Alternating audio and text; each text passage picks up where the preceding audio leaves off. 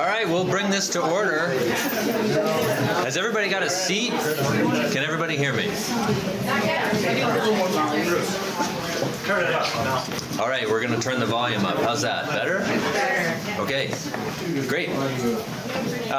If you haven't had a chance to vote, don't worry. The polls aren't closing till later, so you'll be able to get out there after we wrap up town meeting. But welcome to Braintree's 236th annual town meeting. That's a lot.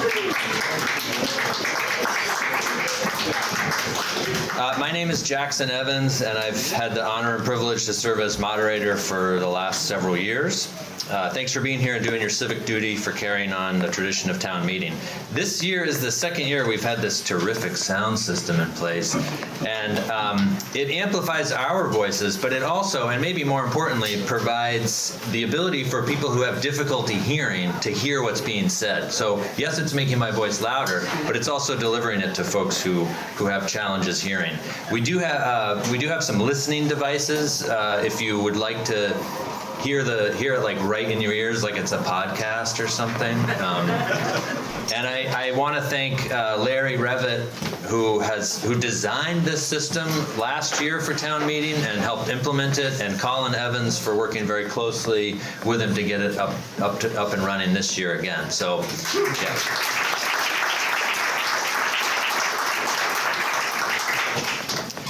So yeah, if you need a listening device, pop over and see Larry. A few thank yous before we get started. The Braintree Selectboard deserves a big thank you for doing hard work throughout the year to run the town, for working hard to create a budget.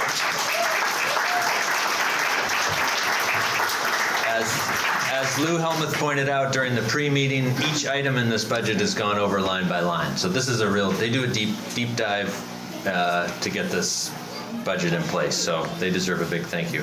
Jesse Broussard, who literally makes the world go round, as our town clerk, deserves.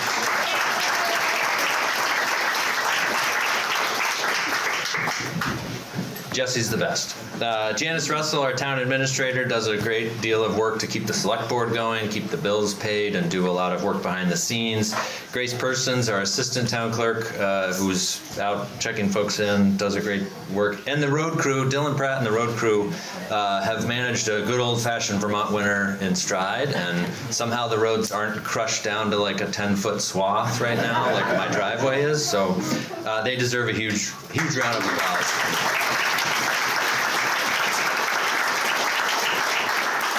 And we'll keep our fingers crossed that mud season is merciful. And thanks everybody who brought food. Lunch is one of the highlights of this day for a lot of us, and so thank you for bringing food and continuing that tradition. Grateful for that. So the other item I like to ask is we're gonna do a little game and see who's been here the longest. We'll start at the earliest. For whom is this your first Braintree town meeting? Oh, wow. If anybody is new to town or would like to be introduced to the rest of the crew, Paul? Well, I'm not neither new to the town, I need to be introduced, but I would like to introduce my new neighbors who are very kindly sitting in the last pew in the corner over there, Art and Sharon Melody, now up at the end of Morse Road.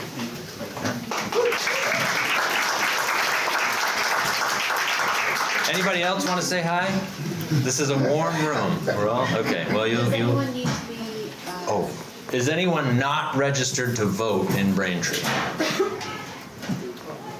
Oh. We will be in a minute. Oh, okay. Anybody else officially not registered to vote? I think. Okay. Oh, great. That's all right. Everybody's fine. Okay. Who's been to 5 or more town meetings? Okay, 5 or more? Okay. How about more than 15 town meetings here in Braintree? We're dwindling. More than 30? Okay, more than 40? 40, okay. All right, more than 50?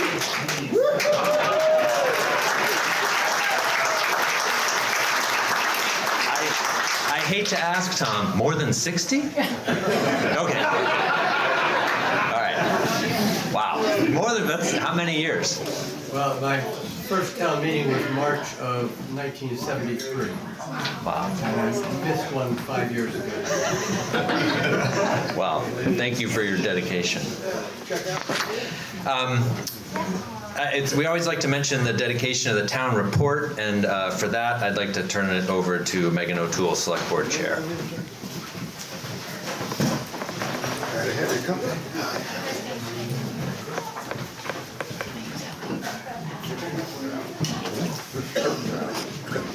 Good morning, everyone. Thanks for coming. This is a really impressive crowd. Really appreciate you all making it out on this beautiful day. So every year we dedicate our town report to someone who has offered their time and service to the town of Braintree. And I'm just going to go ahead and read what we provided in the town report. Otherwise, I will fall apart. So this year's town report is dedicated to Charlie McMeekin.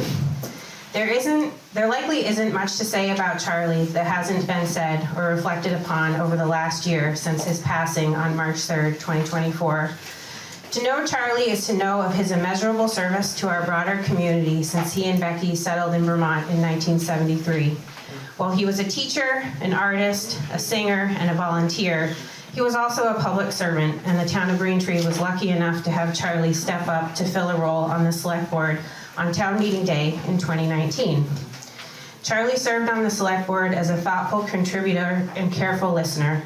He was always quick to volunteer to cover countless meetings on behalf of the board and jumped in to support the routine and not so routine workings of small town government. When the town received a generous allocation of COVID recovery funds in 2022, Charlie lended his vast expertise as a community volunteer to propose many ways in which we could spend the funds to benefit those most vulnerable and in need in our community. One of these ideas was to offer Braintree residents a last resort option when struggling to pay for fuel to heat their homes. Charlie worked closely with Capstone Community Action in Randolph to set up an administrative process for heating assistance funding when a Braintree resident has exhausted all other state and federal options to pay for fuel. Since then, 3 residents have availed themselves of this funding. While Charlie's idea started with heating fuel assistance, he recognized that residents may also need help covering other critical needs and was supportive of a fund being established where a resident could make their case for broader financial assistance. In honor of Charlie, this year we asked the voters to create a Braintree Assistance Fund in order to establish in perpetuity a durable resource for residents who need help heating their home, but also to help cover costs of essential expenses during times of demonstrated need. Thank you, Charlie. We are grateful for the time you dedicated to your local government and beyond. And we miss your kindness, your good humor, and your encouragement.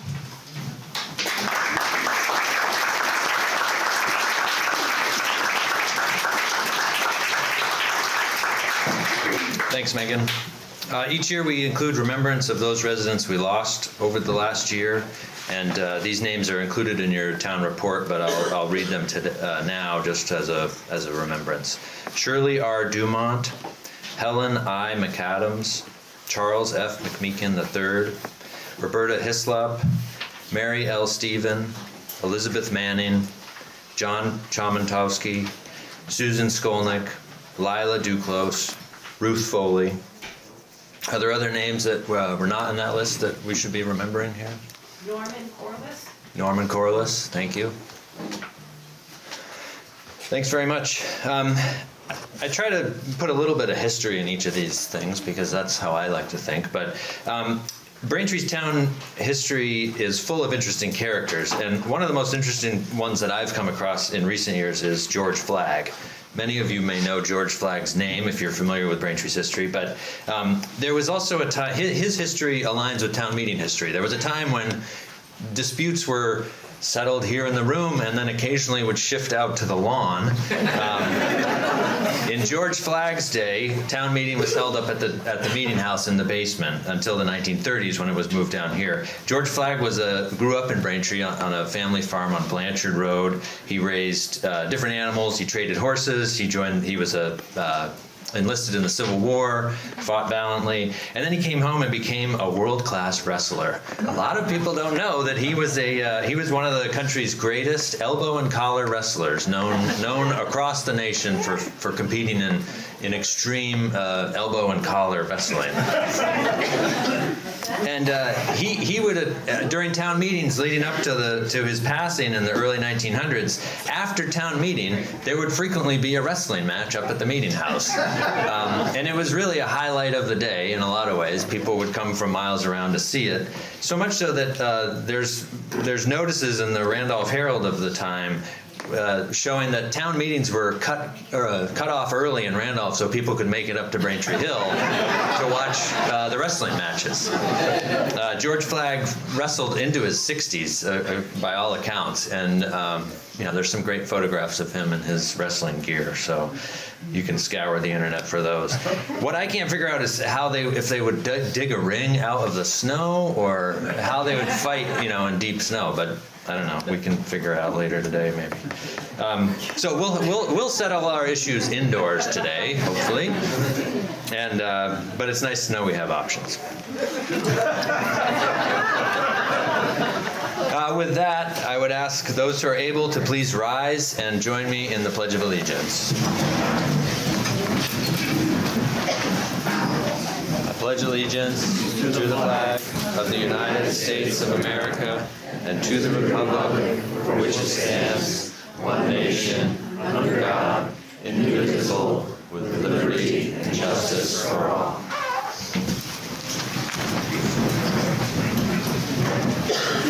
Just a few housekeeping things before we get started on the warning. Robert's Rules of Order are the basic rules of order for by which this meeting will be conducted, except where Vermont law takes precedent. You cannot change Vermont state law, but you can change Robert's Rules with a 2/3 vote. Articles must be moved and seconded by the body and then restated before they are under consideration, and debate on the article may begin. Articles may have one amendment at a time associated with them, and amendments to an article likewise may only have one amendment at a time. After you've spoken once on a particular article, you will not be recognized a second time during discussion on that article or amendment until all other voters who wish to speak on the issue for the first time are given an opportunity to do so. You will be allowed to speak no longer than 10 minutes and only for 2 times. So if anybody's got more than 20 minutes worth of things to say, then we'll take it up outside. Division of the House can be requested by one voter before or after a voice vote. Vermont state law provides for a paper ballot on the request of 7 voters before or after a voice vote or after a division of the House. For instance, this means I can ask for a voice vote and declare the motion passed. Someone could immediately request a division of the House. I must then require a vote by a show of hands or raising of your little pieces of paper that most of you got. And could declare the motion passed. Again, someone could immediately request a paper ballot, and I would have to honor this request as long as there are 7 other people asking for the paper ballot. Debate may be cut off by a motion to call the question and then a 2/3 vote to do so. All motions, remarks, and discussion must be addressed to me. I will do my best to recognize you in the order in which you've raised your hand, but you must be recognized to speak, even to call the question. After being recognized, please stand up, wait for the microphone. We've got some young runners here with swift legs who will reach you very quickly. But please do wait for the microphone. Then state your name. A lot of us know each other, but a lot of us don't. So please state your name even if you know everybody knows you. And then speak in a loud voice so that your comments can be heard. Remarks must be confined to the merits of the question. Under no circumstances will the speaker attack or question the motives of another member. The measure, not the member, is the subject of the debate, and at no time will a person be accused of giving false information or of being a liar or that the comment is a lie. Instead, a person might say that I believe there is strong evidence that the member is mistaken. Vermont state law provides consideration of the articles that have Vermont state law prohibits consideration of articles that have not been warned. This means that you cannot take binding action under the article Other Business, and you cannot amend warned articles such that they deal with business that has not been warned. Reconsideration of an article is allowed by Vermont state law until a point is reached where another article is under consideration. This means that if you have voted down an article A motion can be made to open reconsideration of this article by the person on the prevailing side. However, once I have placed another article before you, for example, I have read the next article and it has been moved and seconded and I have reread it, no more action can be taken regarding the article at this meeting. My role as moderator is to help you accomplish the business you intend to do here today. So please raise your hand and ask questions if you're not sure where we're at or what's happening or how deep we are into an amendment. If you get lost in the parliamentary actions, just raise your hand and ask. This is intended to get your business done here. Please let me know if you think I'm ruling improperly. You have the right to challenge my rulings. At this time, I ask that those who are not registered, which I already did, remember, if you're not registered, you can't vote unless we suspend the rules. Now, I will read the warning into the record, and then we will move on to the first article. Jackson, quick Yeah. question. You mentioned the new pieces of paper. People don't need them right now for voice votes, correct? Correct. You can lift them up in the air if you want, But you don't it's not need required. them for Correct. registered voting. Correct. Thank you. Town of Braintree warning, annual town meeting, Tuesday, March 4th, 2025. The legal voters of the town of Braintree and the county of Orange are hereby notified and warned to meet in the Braintree Town Hall in person in said town on Tuesday, March 4th, 2025 at 10 a.m. to transact the following business from the floor. Article 1, to elect a moderator for the year ensuing. Article 2, to hear reports of the town officers for the past year. Article 3, to elect all town officers as required by law. A select person for a 3-year term.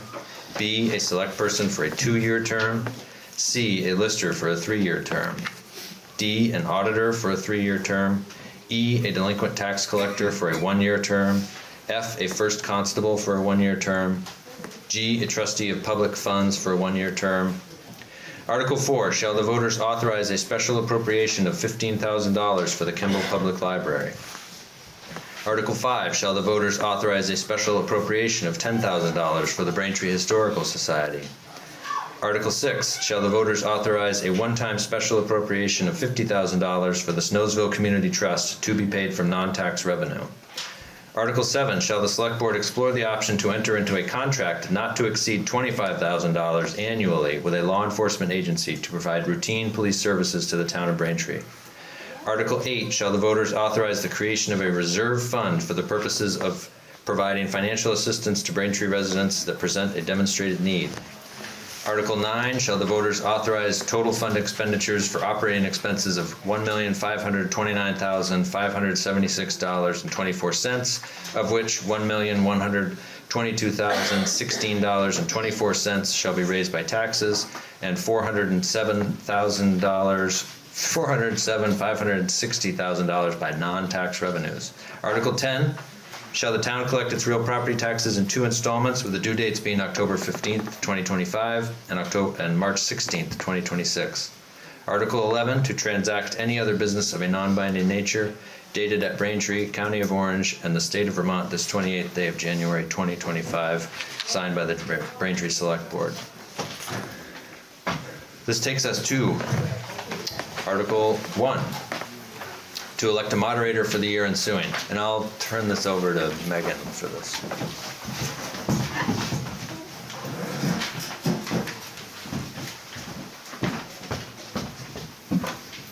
All right, do I have any nominations for moderator for this year? I nominate Jackson Evans. All right, Steve Broussard, I'll second it.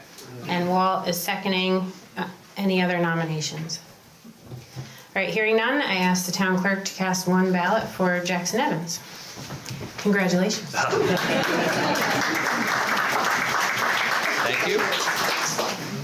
It's kind of weird. You get elected for this meeting, and then you serve right until that very moment when Megan takes over the next meeting. So it's interesting. Thank you, though. Article 2, to hear the reports of the town officers for the past year. There's no real voting. I think a motion could be entertained to accept the reports. We also offer an opportunity for anyone who submitted a report to comment or elaborate, or if there are questions on any of the reports specifically to town-related reports. Sharon? Sharon Reed, I would appreciate, sorry, Thank you. I noticed that in prior years, Kimball Library did a really good job of explaining how many Braintree residents were served by the library. They didn't do that this year. I would appreciate if they went back to keeping us connected. Thank you. Okay.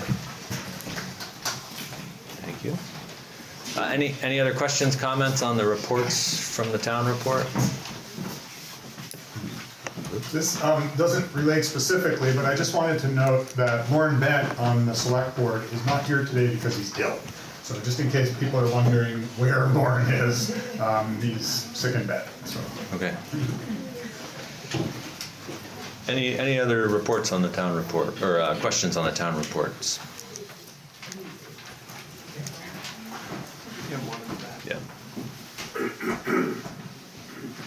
I can't seem to find it in the town report. I did find the last page has population of elementary and high school age kids. Is there a page that has the actual population of Braintree?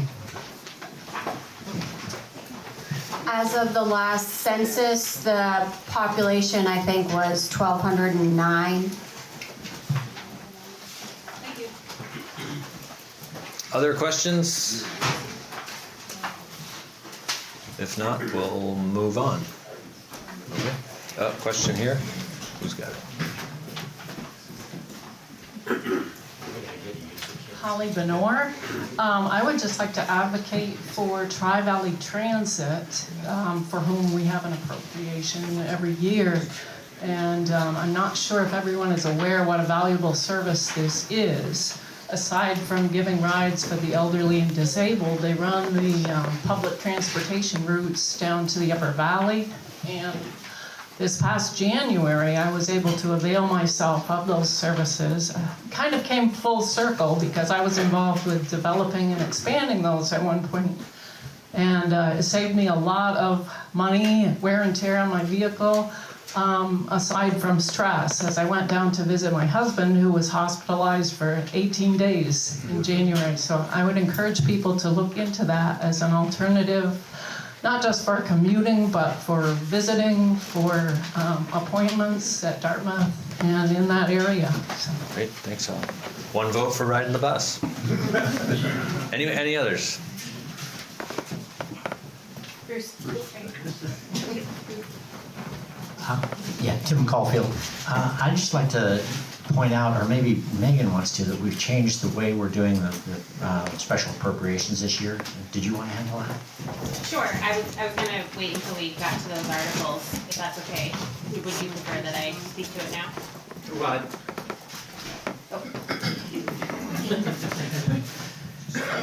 The only reason is that we're commenting on special appropriations here, and up until this year, all of those have been included in the budget and not discussed separately. So I don't know.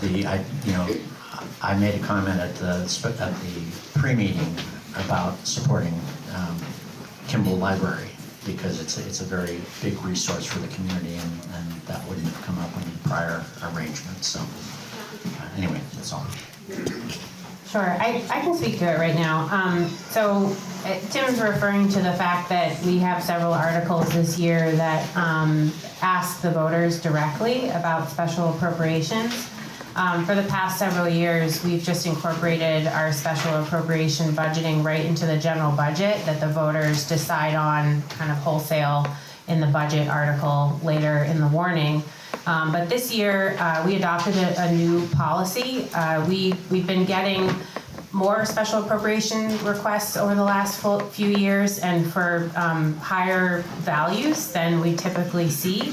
And so we wanted to bring the voters back into that conversation about the special appropriation requests that we do receive. So we adopted a new policy this year, and I'm happy to provide that to anyone who wants to see it. But the reason that you're seeing special appropriation articles this year is because the policy requires that if the select board receives a request for greater than $5,000, even if that allocation has been previously approved in prior budgets, we will ask the voters for any allocation above $5,000, regardless of if it's been incorporated previously.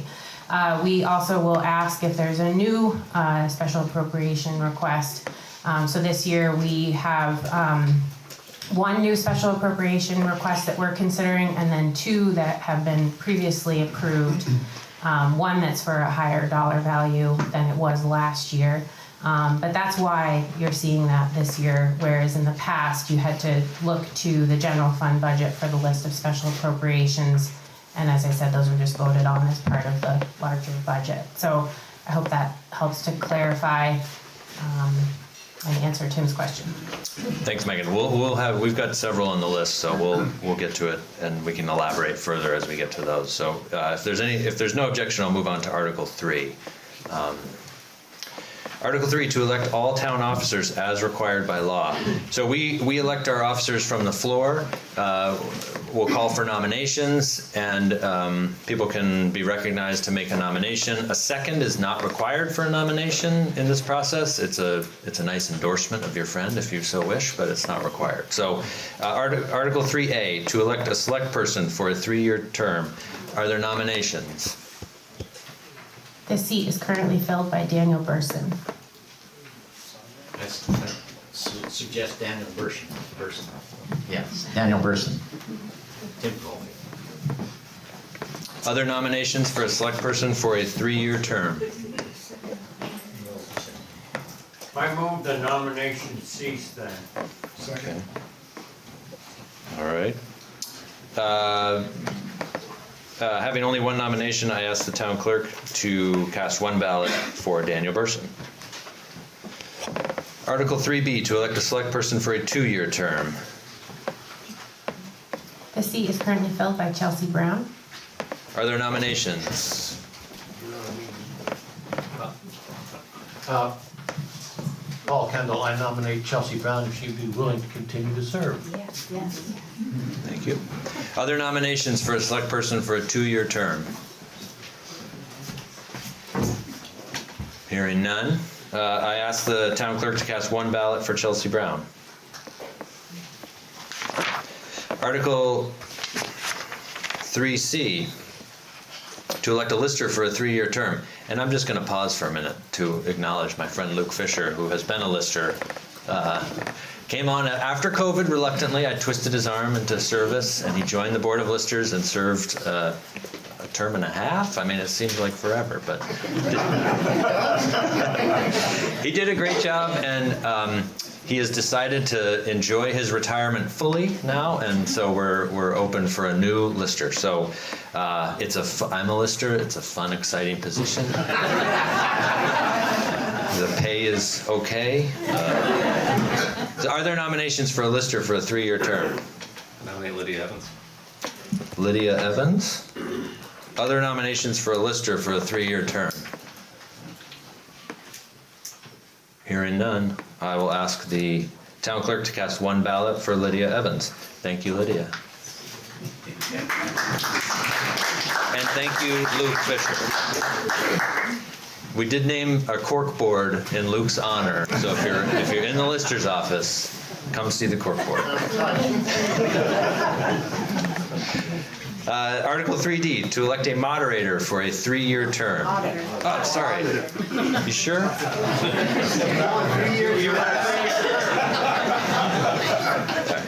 To elect a auditor for a 3-year term. Are there nominations? And before we open the floor for nominations, I just want to say that this auditor position is being vacated by Tom Cooch, who has served for many years in the role of auditor and has really held that group together and has overseen the onboarding of new auditors recently. And Tom, we just really want to thank you for your very diligent and detail-oriented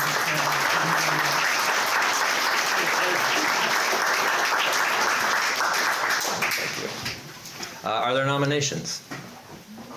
I'll nominate Tori Vinton. Tori Vinton.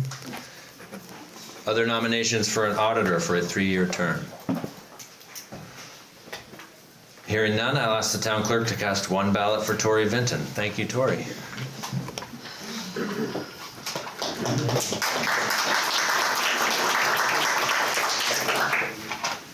Article 3E, to elect a delinquent tax collector for a 1-year term. Are there nominations? Tim Caulfield, I nominate Jesse Broussard. Jesse Broussard. Other nominations for a delinquent tax collector for a one-year term? Hearing none, I will ask the town clerk to cast one ballot for Jessica Broussard. Congratulations. Article 3F, to elect a first constable for a one-year term. Are there nominations? I nominate Steve Broussard. Steve Broussard. Other nominations for a first constable for a one-year term? Can we make this a lifetime appointment? Yeah, sorry. Lifetime appointment, Steve? I was going to nominate Stuart Kenny. We've only got one nomination. No. Any other nominations for a first constable? Hearing none, I ask the town clerk to cast one ballot for Stephen Broussard. Article 3G, to elect a trustee of public funds for a one-year term. Are there nominations? I believe this is Jesse Broussard. I'll nominate Jesse Broussard. Other nominations for a trustee of public funds for a one-year term. Hearing none, I'll ask the town clerk to cast one ballot for Jesse Broussard. This brings us to Article F. Shall the voters... I'm sorry. Thank you. Article 4. Shall the voters authorize a special appropriation of $15,000 for the Kimball Public Library? So to bring this before the floor, we would need a motion from someone. So moved, Sharon Reeves. Sharon Reeves moved. Second? I mean, I like Sharon, but everybody should use the mic for the people who have to be assisting. We'll start over. A motion. So moved, Sharon Reeves. Stay there. Is there a second? Second, Sandy Cooch. A motion has been made and seconded. The floor is now open for discussion on Article 4. Shall the voters authorize a special appropriation of $15,000 for the Kimball Public Library? The maker of the motion may speak first if they wish. Don't sit down. Sharon Reeves, speaking again in favor of the motion to appropriate $15,000 for Kimball Library. Kimball Library has greatly expanded the services that it offers to our community in the last few years. You can borrow snowshoes, you can get tickets to go to Vins, you can play Dungeons and Dragons or chess if you prefer. You can ask them to get books for you from as far as Florida or Canada. And generally, they have a pretty good selection of books right there, although they've stopped doing many CDs because nobody's got CD players anymore. Small complaint. But they really are a very wonderful resource for the community, and I cannot think of how we could replace them for even twice $15,000. So I strongly support that article. Thanks, Sharon.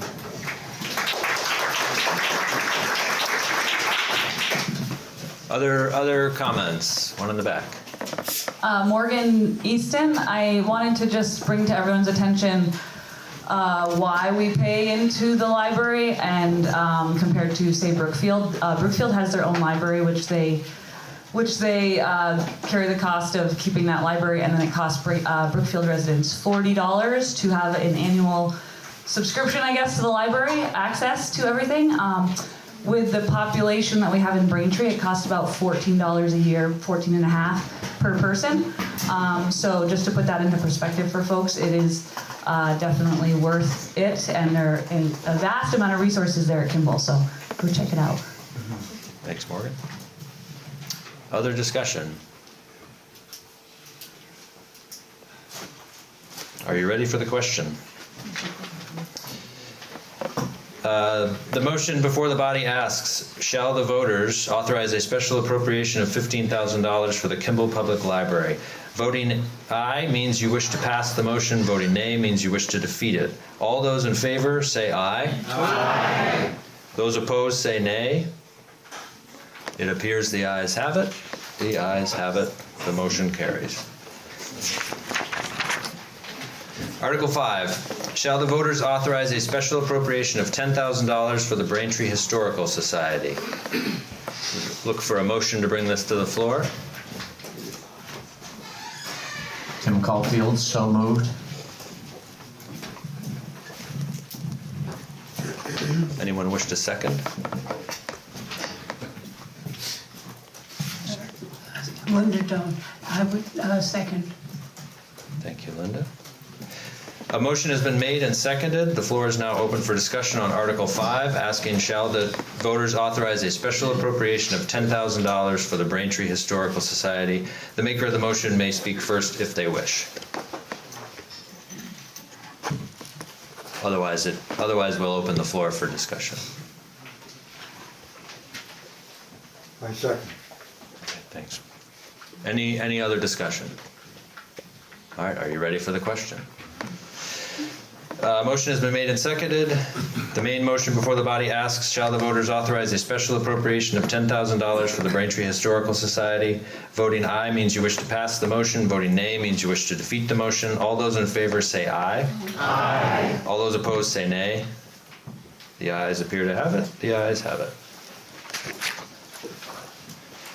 For Article 6, I'm going to relinquish the podium to Select Board Member Megan O'Toole since I am involved with this particular motion.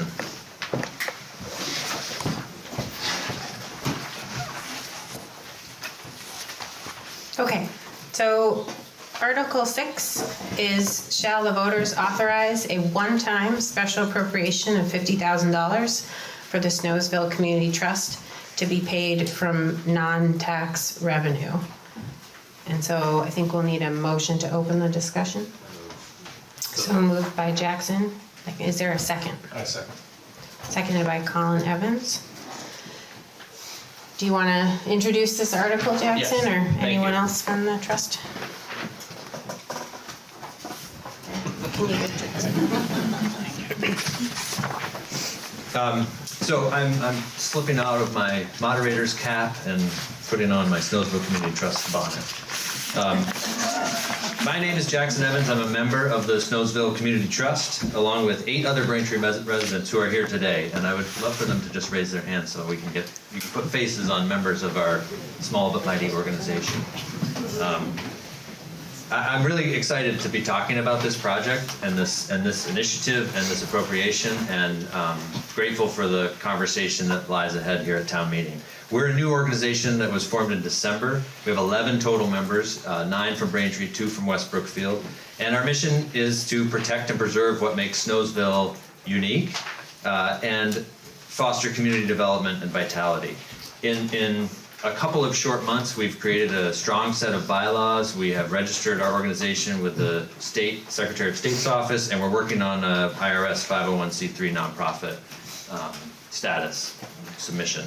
We're working to partner with the Preservation Trust of Vermont to serve as a fiscal agent while we're in the process of seeking nonprofit designation. And really, our goal is to bring to Snowsville the level of stewardship and care that it deserves and that we see in other buildings around Braintree. The Braintree Hill Meeting House is a perfect example. This is an iconic building that has been well stewarded by the Historical Society over the years, and our group feels strongly that Snowsville deserves that same level of care. In the short time that we've been around, we've had terrific response from the community, great outpourings of support and positivity, which is really exciting for us as a group, and it's helped us, to foster new connections and bring in new energy.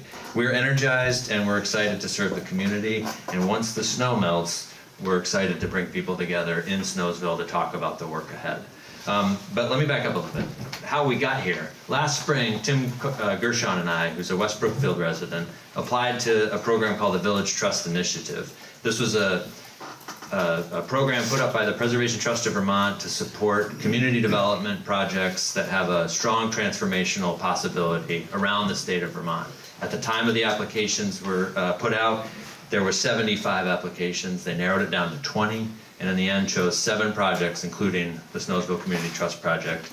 And that will be bolstered through the Village Trust Initiative with strong technical assistance from community development professionals, from historic preservation professionals, and the network of resources that the Preservation Trust and the Vermont Council on Rural Development have at their disposal.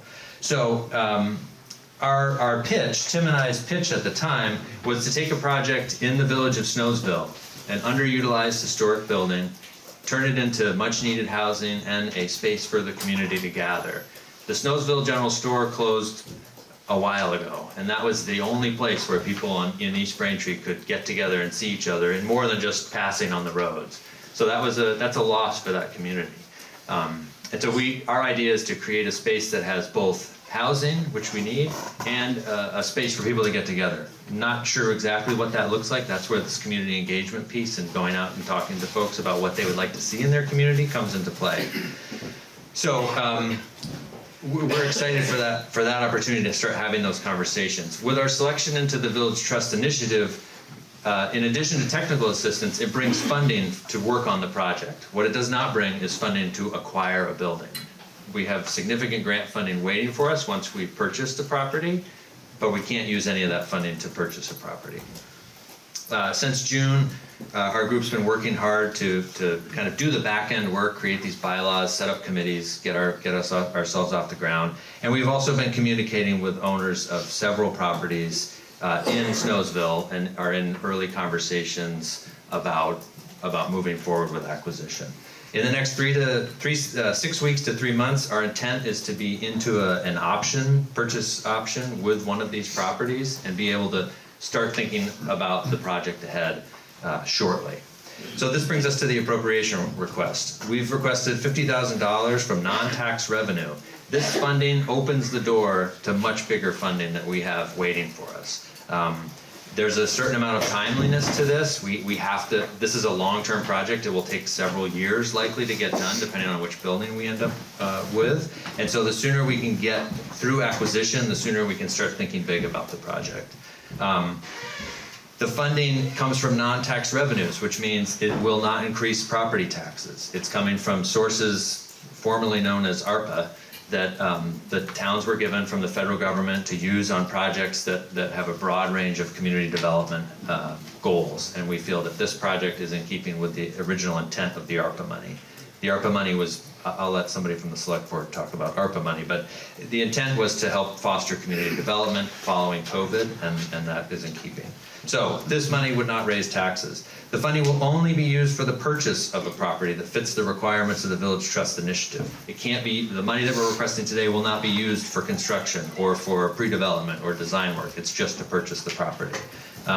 Approving it today means that we can move quickly on to the next phase and be in a really good position to access this money that's available.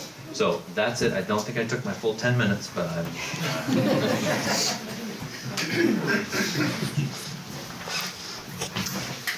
Yes, Bruce, can you bring the microphone back to Sherry?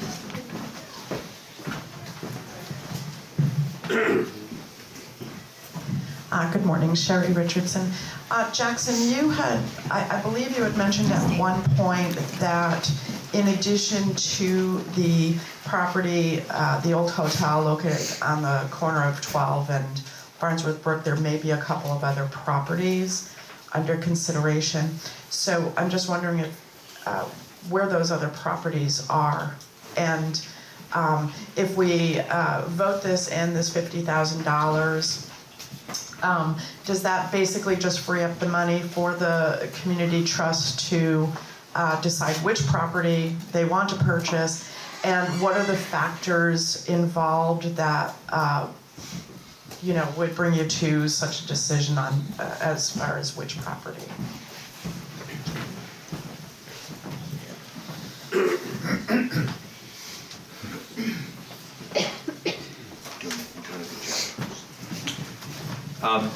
So we're talking to a couple of different owners of properties that are underutilized. I don't think going into detail about the exact properties at this point, just because we're early in conversations with several of these folks. But if you look around Snowsville, it's not hard to know which ones need help.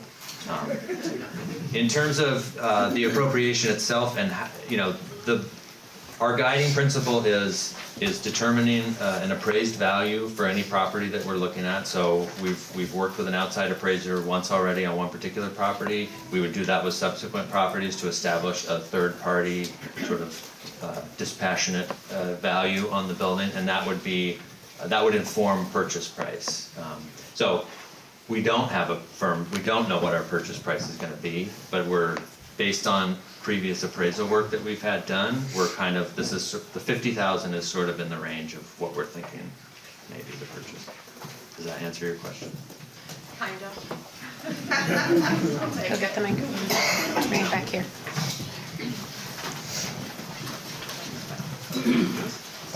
Okay, Michael McShane. I have one question, and this is not trying to throw cold water on things, but just in the current climate we're in now, does the select board currently have these funds, and are they really available given what's going on down in DC and everything? Dan, do you want to speak to that? I can speak. Okay.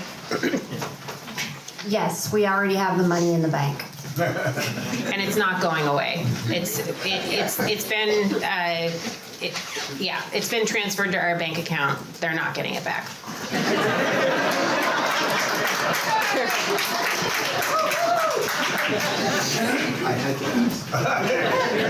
That's a great question. Hello, Derek O'Toole. I'm also a board member of the Community Trust. Just to get back to adding some more to the question that you asked, the grant itself has some parameters of which the properties have to fall into. So not every property in Snowsville is even a candidate. So it would have to fit within the guidelines of the grant that's been received.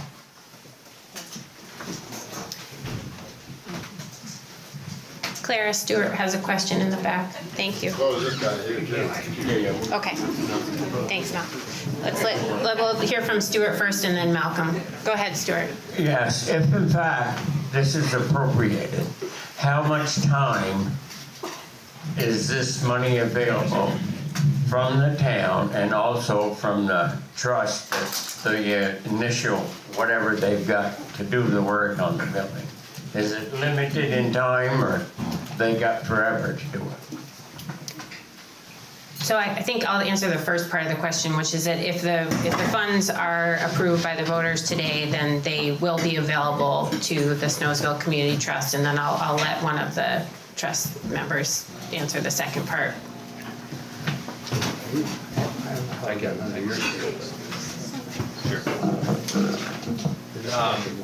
Thank you. So,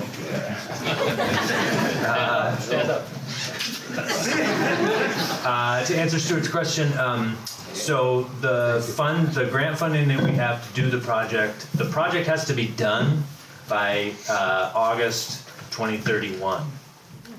Done completely. Reports done, everything done, which feels like a long time, but is not. So it has to be used by then. and the 50,000 is whenever you use it? I mean, I think we are open to working with the select board on terms for how that, if there's a twilight, if that twilight's after 2 years or 18 months or whatever it is, I think we're open to that level of dialogue. Malcolm. I'd like to move that the town acquire by donation, 1% interest in this building. I'll need a second though. This amendment. So, Malcolm, you've made a motion that, could you just clarify that you're making a motion that the town have a 1% ownership interest in whatever building is acquired by the trust, is that correct? I'm thinking about the main building there, the old hotel. That's the building we're talking about, included. Not necessarily. I think that's an open question. Oh. I thought it was that building. Well, it'd be good for that too. I think the town should have 1% interest in any acquisition, at least 1%. Yes. Okay.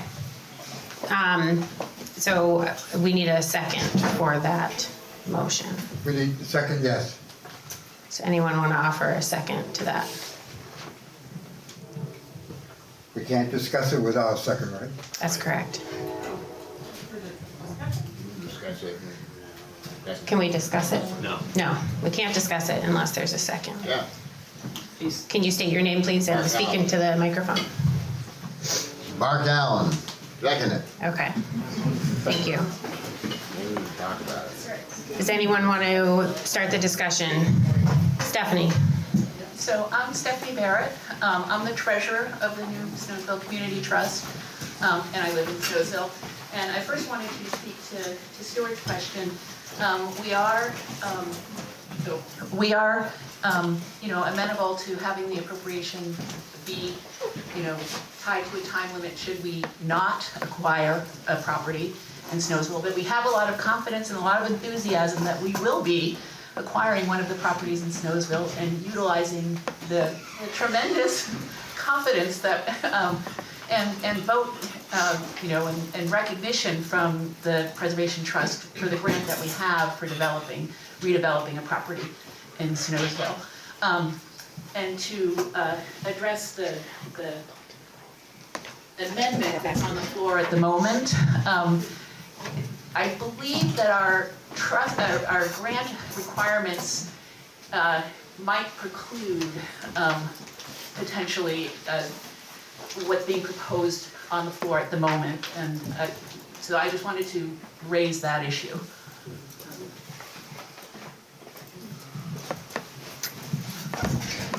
Thanks, Stephanie. Tim Caulfield, I'd just like to know what the idea is behind the town taking any ownership in it. I don't see any benefit, and I could see a lot of potential legal reasons not to do that. Do you want to respond, Malcolm? Can you give thanks first? I'm not sure how us having, as a town, an interest, but I think that anytime we spend money and it's for something, we should at least acquire a small finger in the pie, so to speak. We're spending our money, and I'd like to think that we have, if something goes wrong, we can be part of trying to correct it. Thank you. Derek? Hi, Derek O'Toole. As far as the town and its ownership and, what the voters feel that they would kind of need to pursue that, is something that I don't really understand, because I think the value is outside of the dollar. As my family and I have lived over in Peth Village in Braintree. We've only been here for about 12 years, and within that 12 years I've seen 2 barns dismantled and 2 homes bulldozed and their cellar holes filled in. And these things are happening slowly around us. And I think there was a boom of building in our whole area in the 1830s, give or take, and a lot of these structures, which we all identify as kind of dotting the landscape with that rural character, these things slowly go away. And if there's not ambition or other things outside of, the value of the dollar, they continue to trickle away, because it takes a lot of effort and energy to keep them up and going.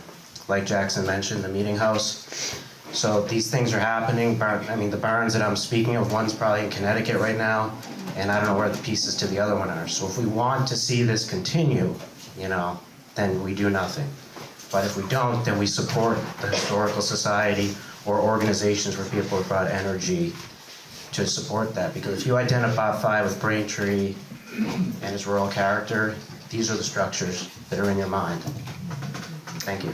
Malcolm, 1 second. I'm just going to give some other folks an opportunity to speak. Jesse? Just being involved in so many different things in the town, I don't think that us having a 1% ownership in it is necessary or desirable. The town would be getting increased, tax revenue from these buildings that we may not be getting a whole lot out of at the moment. And to me, I think that that's all the town really needs. there's just too many things involved when the town owns something.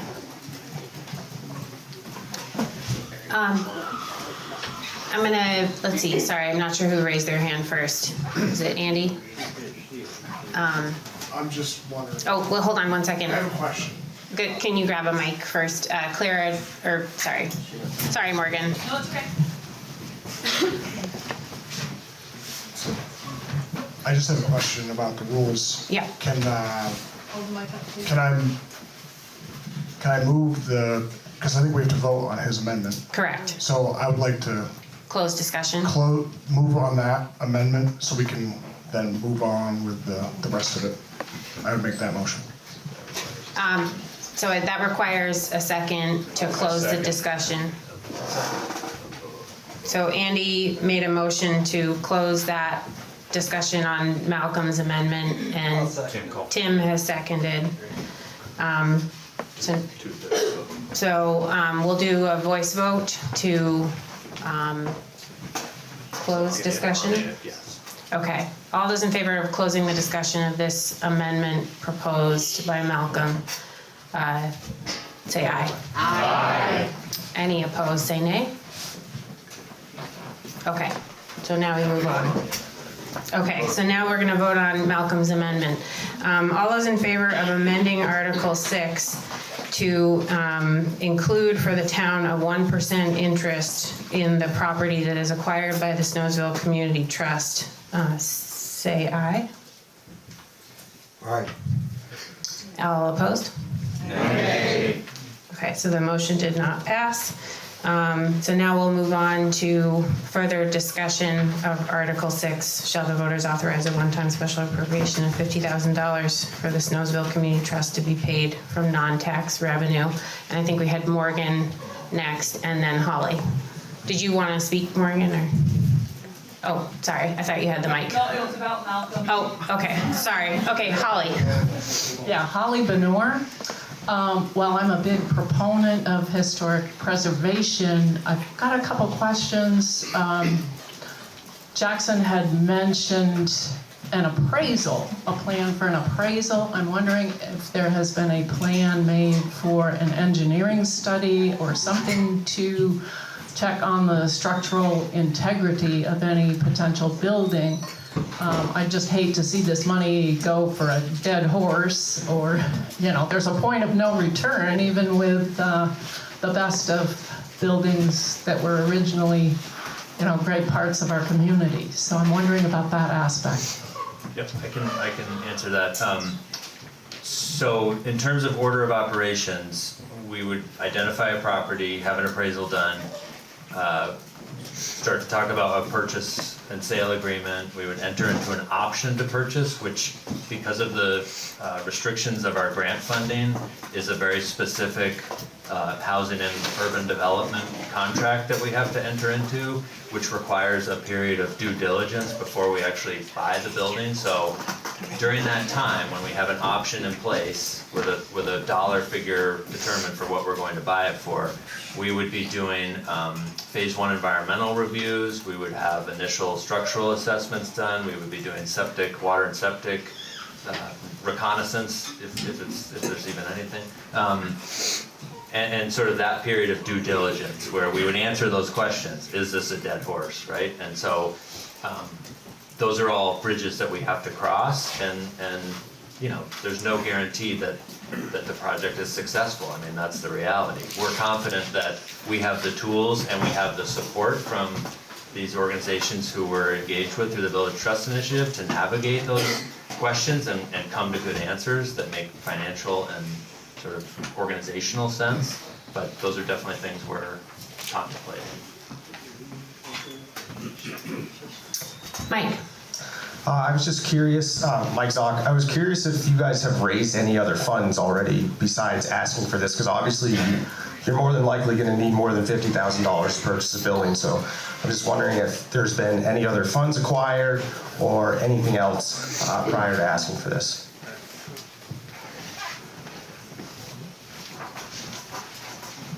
Stephanie Barrett again. as the treasurer.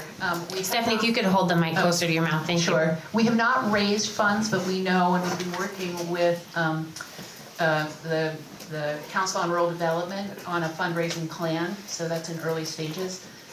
And we do recognize that we will probably, in addition to this appropriation, have to raise additional funds to acquire the building, as well as fundraising from a variety of public and potentially private sources once we have the full picture of what the cost of redeveloping the eventual property that we identify is. So that's the assistance on how we approach that is underway, but we have not actually officially raised any funds yet. We'll go back to Sherry. Bruce over here on the end.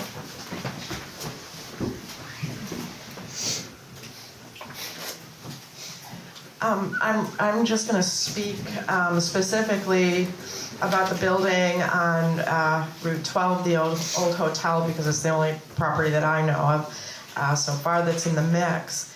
The first thing is,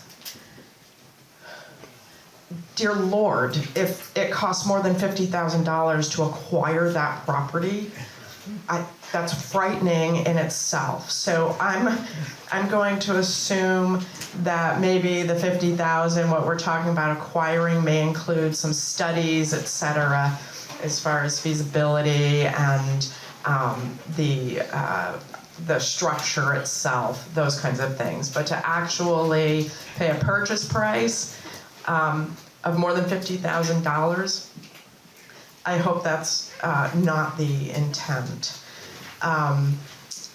And I would assume, as you've already said, Jackson, there's a bucket load of money in grants that are out there that is already on the docket.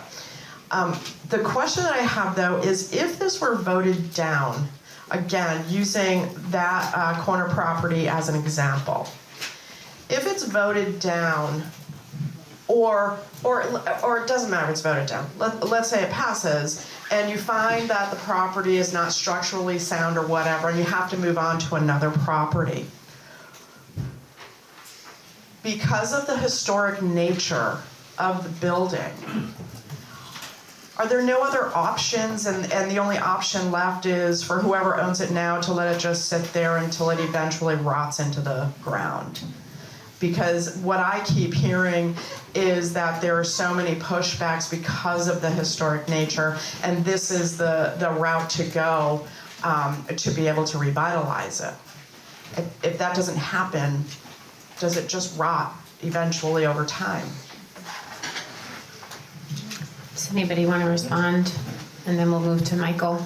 I'll take a quick stab. I mean, what the owner of the hotel, if we don't purchase it, what he does with it, I'm not sure. I mean, that's something he would have to decide. I mean, I think it's, yeah, I think there are options are only limited by the imagination. I mean, the historic nature of it, arguably there's not much left of its historic integrity, so that shouldn't be a hindrance. I mean, it's partially gutted. The exterior looks very different than it did in, the early 1800s. So. All right, we'll go to Michael, and then Malcolm, you had your hand up. I'm going to move to close discussion. Okay, we need a second to close the discussion on the article. Can you say your name, please? Jake Combs, second. Thank you. All those in favor of closing discussion on Article 6, please say aye. Aye. Any opposed? No. All right. Division of the House? Paul called for division of the House, you've asked people to raise their hand or stand to signify the ayes. To close discussion? Yep. Okay, so if you just voted aye on that question, please raise your hand. Okay, thank you. If you voted no, please raise your hand. Okay, it looks like the ayes have it. So we will close discussion on Article 6.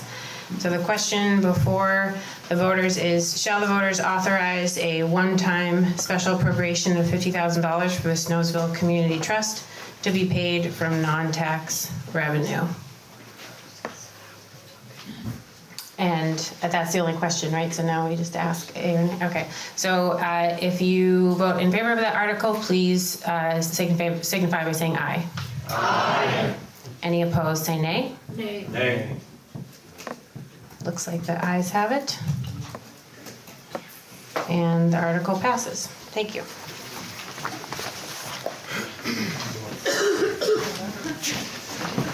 Thanks, Megan. That was the most parliamentary calisthenic exercise we've had in a while. You got to do the fun stuff. Before we move on, if there are no objections, I see our good representative Jay Hooper in the house, slowly slinking away. If there are no objections, I would turn the floor over to Jay for a couple of quick updates. Any objections? As long as he uses the mic now. Yeah.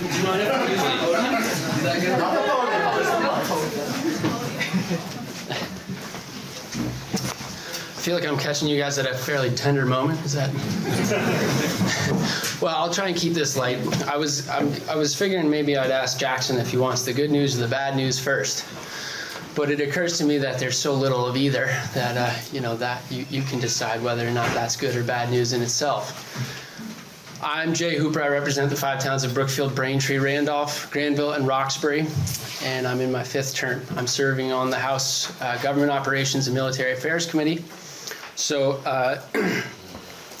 today I'd like to speak pretty much solely about the conversation around the future of public education in Vermont. The governor has made a proposal.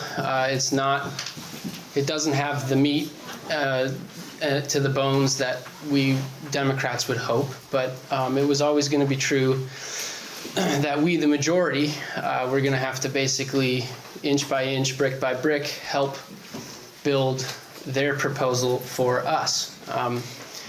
There's only one future of public education in Vermont. We don't know what that is yet. But it's going to take pretty much everybody in this room and all the people who represent all of Vermont in the legislature to turn over every stone as we pursue what it is that we're going to eventually agree on. So currently, I'm pleased to report that so far, so good. The conversation is actually happening. In my 9 sessions, this is the first time I'm actually seeing Democrats and Republicans really talk about the heart of the matter. And in this case, there are a lot of different, very dense, controversial discussions to have about what it is that we want to see in public education. So the culture in Montpelier is thawing out. Mostly the conversations are dominated by rhetoric and politics.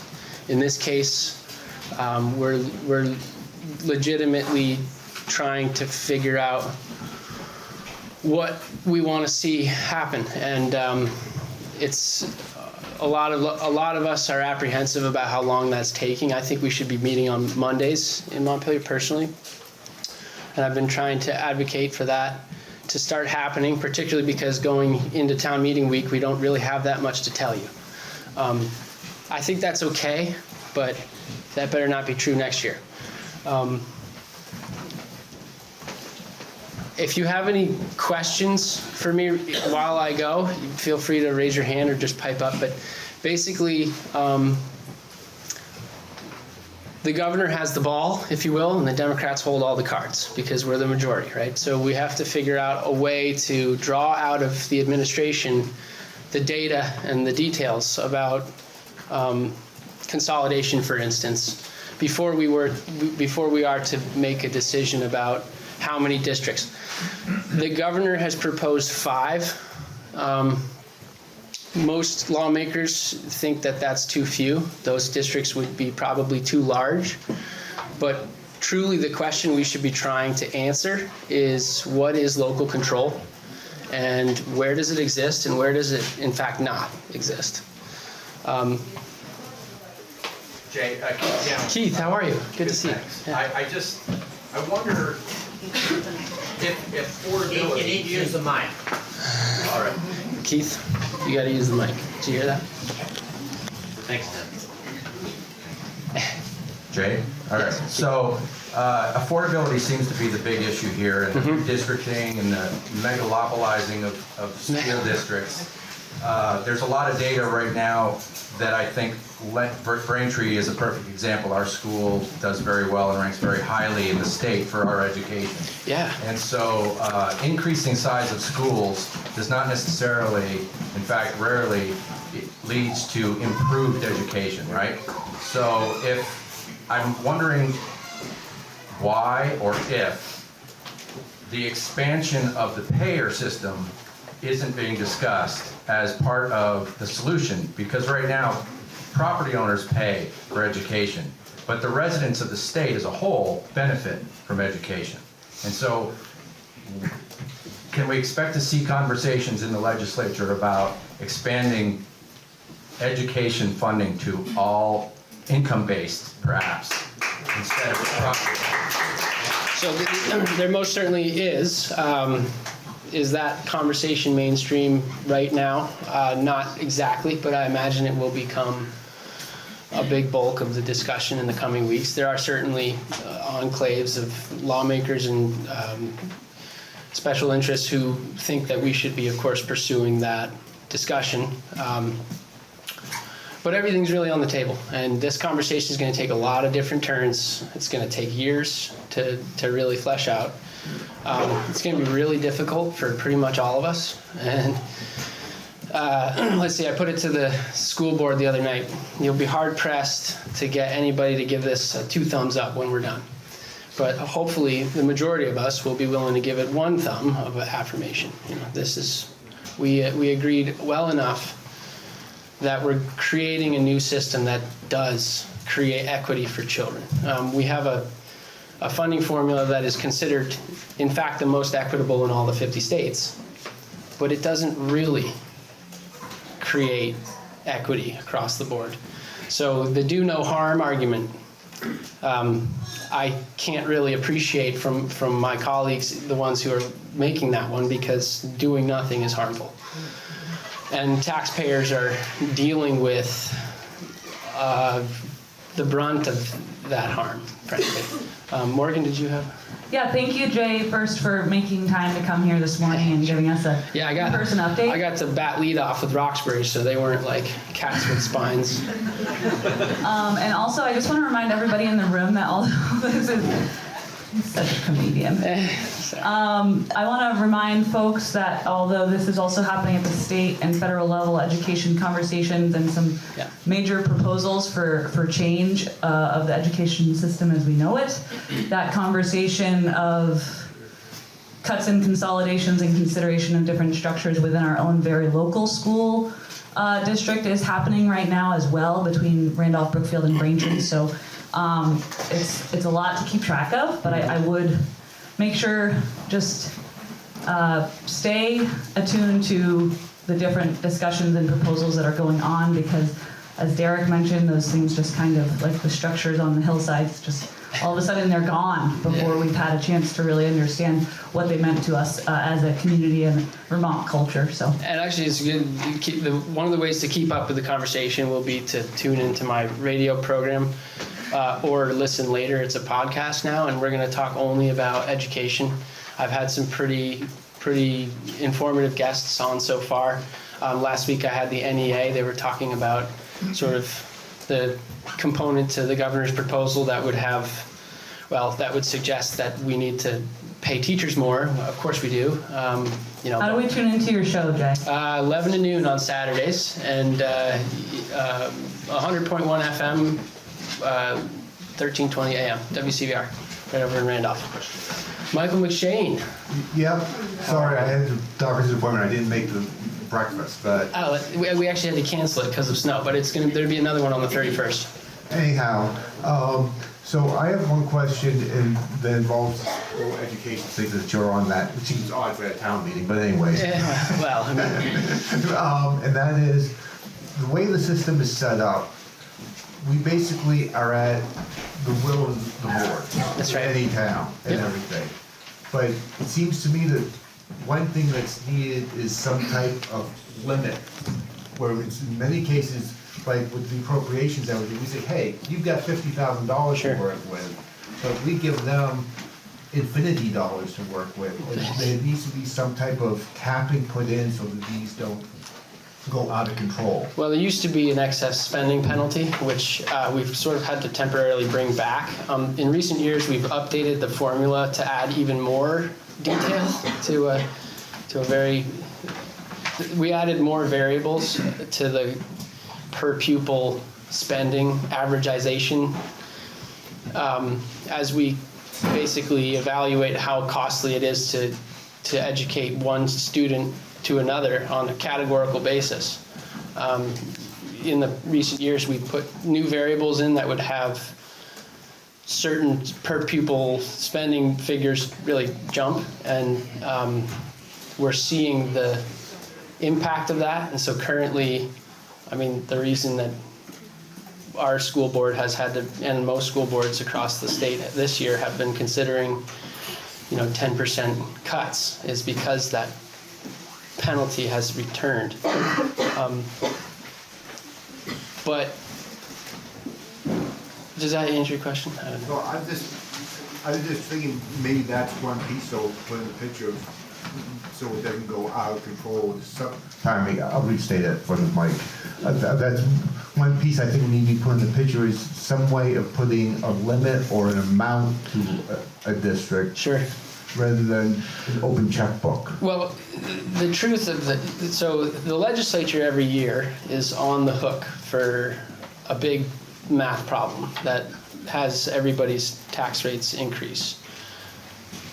The philosophy, though, that we should spend less on education is not a great one, right? We should spend more, probably, but we have to figure out a way to derive the investment more fairly and more reasonably from you all, the taxpayers. And yes, I think, Keith, we will probably be looking a lot at income and where, if we can strike a hybrid concept. The House Ways and Means Committee, the committee responsible for tax revenue, they're trying to update the grand list statewide. So they're trying to get a better feel for how we make sure that property valuation is more consistent and more regular. But like I say, this is just the start of a long conversation. This week, I'm going to spend going through the lengthy emails that I get from impassioned constituents like my 4th and 5th grade teacher, Amy Ferris. I still haven't read that email, but I will. And the other thing about this is I think it's going to be mapping.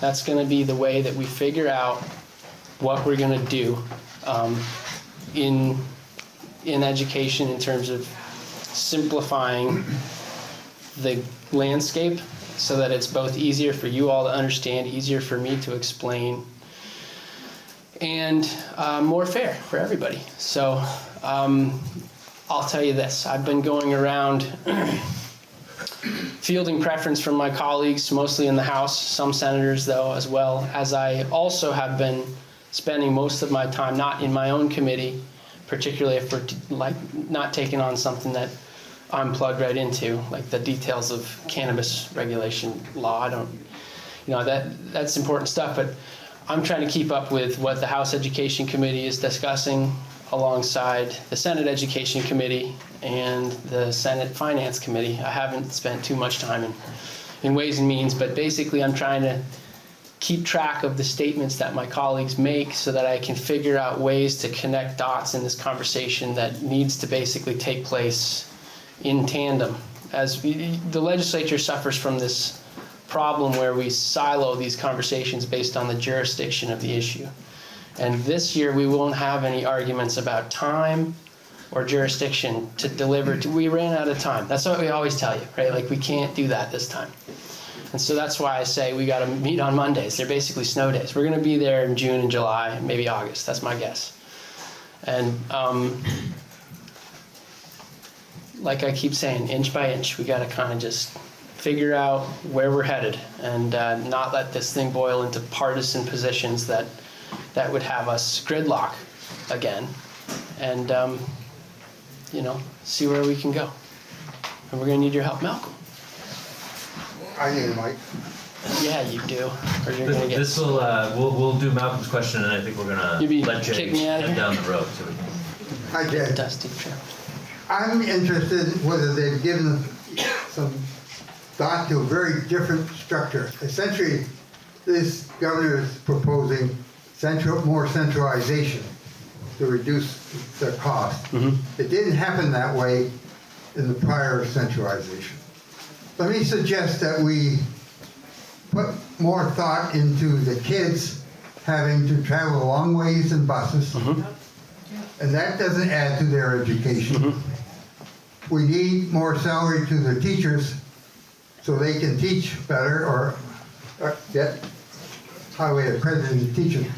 That we continue the educational process throughout the summer except for 1 month of vacation. That will give the teachers an increase in salary. But on the other hand, we need to figure out schools. But we can have, Vermont had a lot of small schools. They got their education. So why don't we try to think about a smaller structure, more local structure, but one big umbrella. And I don't see that being given. Driving kids hours to and from school. It's really a hostile action. And teachers need a salary, so we've got to deal with those problems and then build on how to solve them. We're going at it backwards. We're trying to reduce the budget, and it's not going to happen.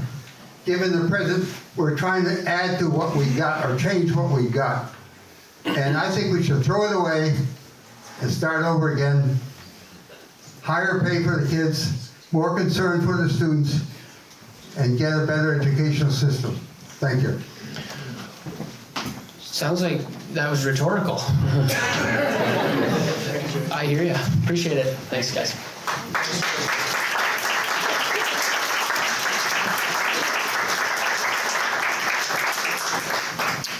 And I would encourage folks to reach out to Jay via the legislature's website, and he's got his own, and to tune into his podcast so you can stay up to date.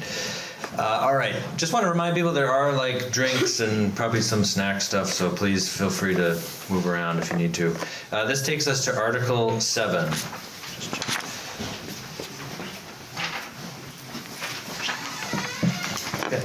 Shall the Select Board explore the option to enter into a contract not to exceed $25,000 annually with a law enforcement agency to provide routine police services in the town of Braintree? Look for a motion to bring this to the floor. Motion, so moved. Who was that? Second? Second. Colin? Our motion has been made and seconded. The floor is now open for discussion on Article 7, asking shall the Select Board explore the option to enter into a contract not to exceed $25,000 annually with a law enforcement agency to provide routine police services to the town of Braintree. The maker of the motion may speak first if she wishes. Okay. Then the floor is open for discussion. I saw Lou first, so let's let Lou give a little intro. Thanks. Hi, everybody. I'm Lou Helmuth. I live up on Bover Road and have been on the Select Board since just prior to last year's town meeting. I just wanted to give a little introduction to where this article came from. This summer, we had a number of complaints about speeding on some of the back roads, some dangerous speeding, and residents were quite concerned about really particular vehicles and incidents that lasted for quite a while. So there was concern about that. And so Dan actually reached out to the Vermont State Police to see how they might be able to help us. And we looked into signages and, those "you're going 46 in a 35" kind of thing to encourage, which are very expensive. Simultaneous with that, there was a gathering of a lot of town select board members informally to discuss the changing landscape in central Vermont about law enforcement. And what I mean by the changing landscape is, many of you know that we've had a change of leadership in the Orange County Sheriff's Department. There has been a change in the way towns are securing law enforcement services. And so I participated in a couple of those meetings with other towns and saw some of those different models. And what I mean by those different models are, if this article passes, what you're doing is saying, Select Board, see what's out there for possibly a maximum of $25,000 that might benefit the town of Braintree. And, that can be speeding services, right? Pulling people over for speeding on the town roads. Not on the state highway, but on the town roads. It could mean, daytime patrols. It could mean evening patrols. It could mean we've got a concern about illegal activity here, asking the law enforcement agencies to help explore that for the town. If there are incidents that a contracted law enforcement organization might be able to respond to, we would have them in our hip pockets to be able to bring to the fore. We don't know exactly what that sort of array of services might be, but because this assembled multitude several years ago voted down a law enforcement article, we thought as the select board that it was best just to come to you first and say, we've looked into what other towns of similar size are paying for law enforcement services, and $25,000 would get us something in the ballpark. At Friday's informational session, I said it was about 10 or 15 hours a month. I've looked more specifically into my notes. It's more like, you get 20, 25 hours a week maybe. I sort of ballpark it at a month, sorry. I sort of ballpark it at around $100 an hour for this kind of service. But we don't know what it would be. We would propose to have our public meetings at which, after we would put forth a request for proposals, we'd get some proposals back from maybe the Orange County Sheriff's Department, maybe the Windsor County Sheriff's Department that's serving a lot of towns outside of Windsor. Maybe, who knows, maybe Randolph is interested in a small contract, Northfield, the Vermont State Police. There are a number of options. So this is really just, are you interested in having us spend some time engaging other law enforcement agencies to see what's out there in a public meeting, and if we find a good mix that's within the authorized appropriation, should this pass, we would then have the authority to go ahead and contract. So that's kind of the general whereabouts. Thanks, Lou. I saw Andy's hand first.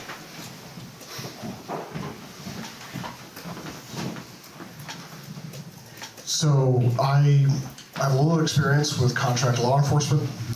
Andrew Bend. So a little experience with contract law enforcement.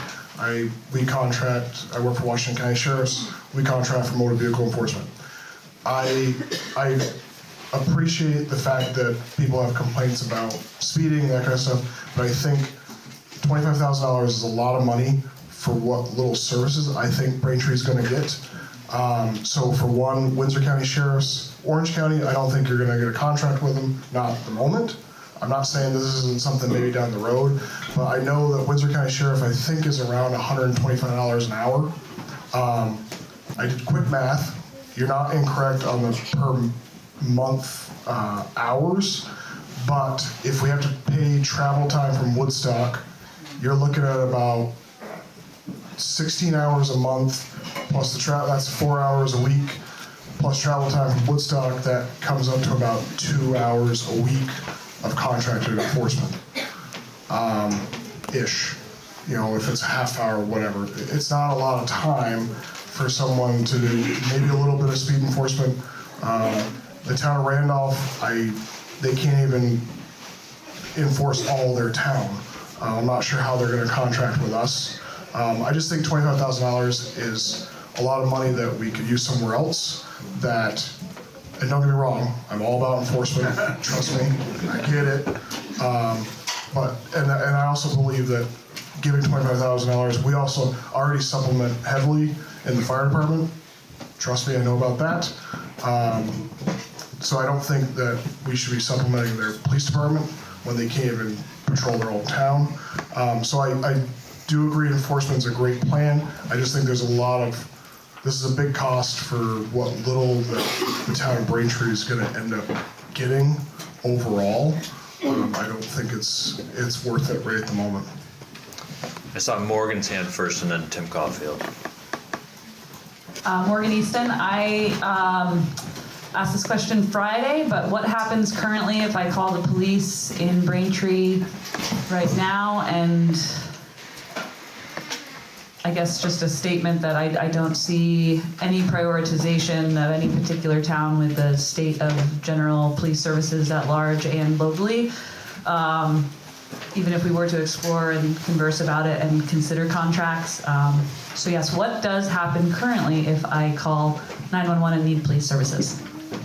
It's my understanding that the Vermont State Police have jurisdiction over those calls made by Braintree residents right now.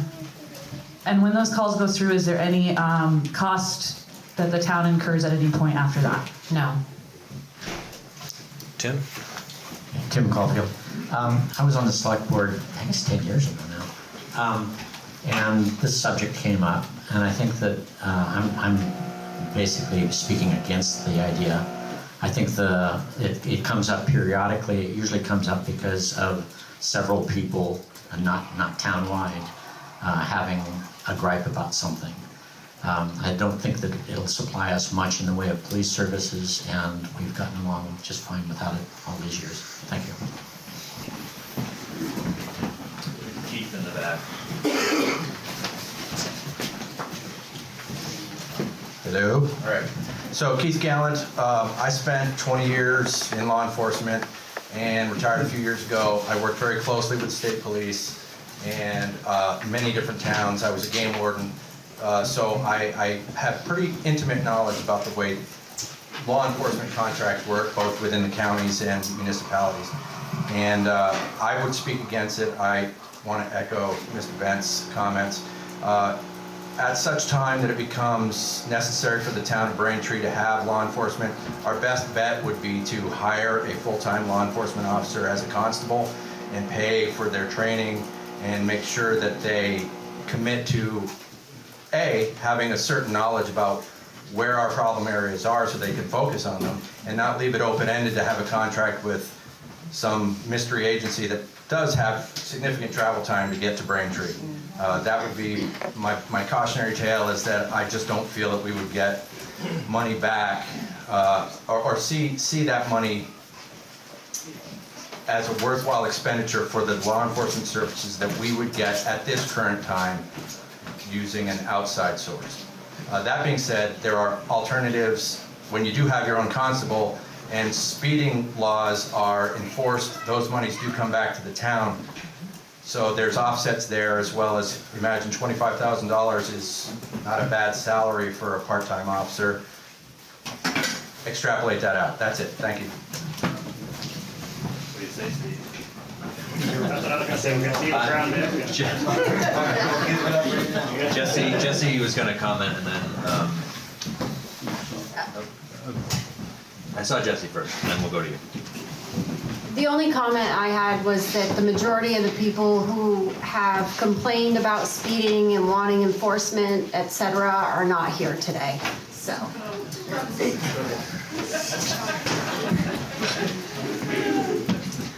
Lisa Lee, I just moved to Braintree about 3 years ago, so I just had a clarifying question. Just wondering about the law enforcement responsibilities of the first constable, just to sort of understand what role that person plays. Okay, Steve, explain your job. What are the 5 things you accomplished last week?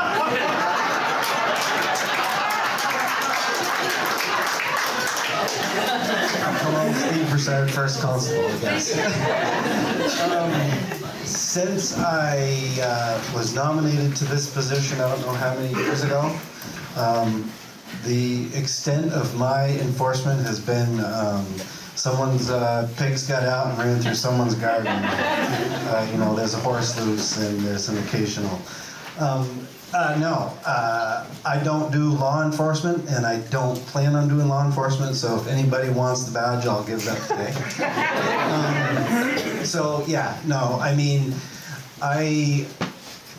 This isn't my forte. Mr. Bent's in law enforcement, and Keith was in law enforcement, but I've never collected a dime from the town for doing this, and anytime there's a situation that comes up, I handle it, and if it's out of my wheelhouse, I contact the game wardens who I work closely with, the state police, and whoever else I need to, but I don't do law enforcement, so. Thanks, Steve. Do you want to hand the mic to Sherry? Can I just clarify really quick, just to add on to what Steve said, that the town does have a handful of local ordinances that we have in place. We have a dog ordinance, we have a trash ordinance, and so sometimes, when there's complaints about violations of those ordinance, our first call is Steve to look into those kind of local enforcement issues. So just to clarify, that's really the primary reason that we call on Steve. We'll go to Sherry and then over here.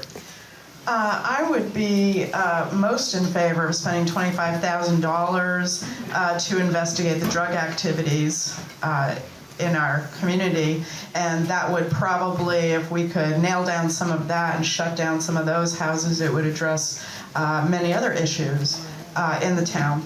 Having said that, if this motion were to pass, I'd like to just ask the select board if they would be willing, and I understand that they don't have to, but I'd like to know if they would be willing, before spending that money, to bring back to the town what the plan would look like. Because there's a lot of question out there about what it would look like. And as I said on Friday, I personally don't think we need to hire anybody to come in and check off the boxes on their time card and say, did 5 hours, and when the big stuff is happening, we don't have any time left because it was spent between 10 a.m. and 2 p.m. patrolling the roads for speeders. Thank you. Can I respond to that really briefly, moderator? Yes. Okay. All right. So I just want to point out the specific wording of this article. So this is for the select board to essentially investigate this idea further by soliciting proposals from law enforcement agencies for police coverage or law enforcement coverage in Braintree. So there could be a outcome here where the select board evaluates those proposals and decides that it doesn't really meet the needs of the town based on what we're hearing today and what we've heard at previous select board meetings.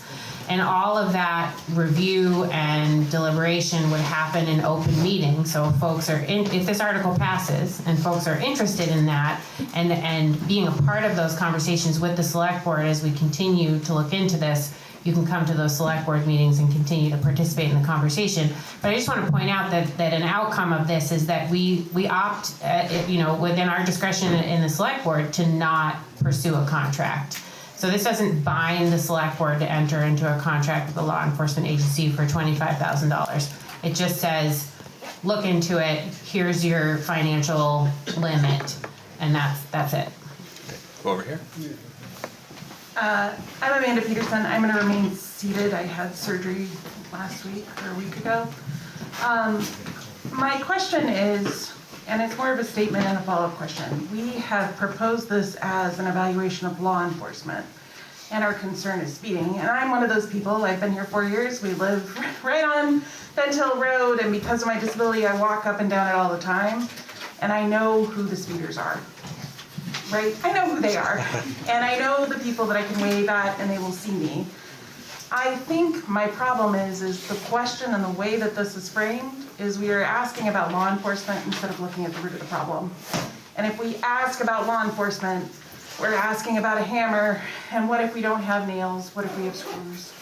And so I would not support this measure unless we were looking at it holistically as the problem that we are looking at, right? As a community, we're small enough to do that. So that's my question. If this fails or passes, can we reframe the question and analyze what's really going on so that we can develop targeted best practices solution that the community can get behind? Do you want to offer an amendment to the article? I'm new here. How do I do that? Well, Can I offer an amendment that we expand the question to evaluate what we can do as a community to address the underlying issues that we are facing? So you can offer that as an amendment? I will offer that as an amendment. I will second the amendment. Okay, we had Mike McShane second. So I just, Amanda Peterson. Could you just, S-E-N. sorry, Amanda Peterson, S-E-N. okay. And the amendment was to expand the contract. Not sure how we want to amend this here. So the current article states, shall the select board explore the option to enter into a contract not to exceed $25,000 annually with a law enforcement agency to perform routine police service. How would you like the amendment to be phrased? In lieu of evaluating police or law enforcement services. Microphone. Oh, yeah. Sorry. In lieu of evaluating law enforcement services and contract, enter into a contract to assess underlying needs resulting in the desire for law enforcement. I don't know how to say that. If anybody's got something better, but something like that. To help? Yeah. Sure. Can I have the mic, please?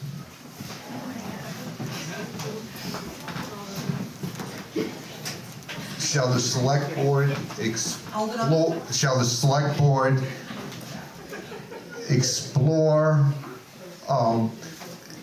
the underlying needs in relation to law enforcement?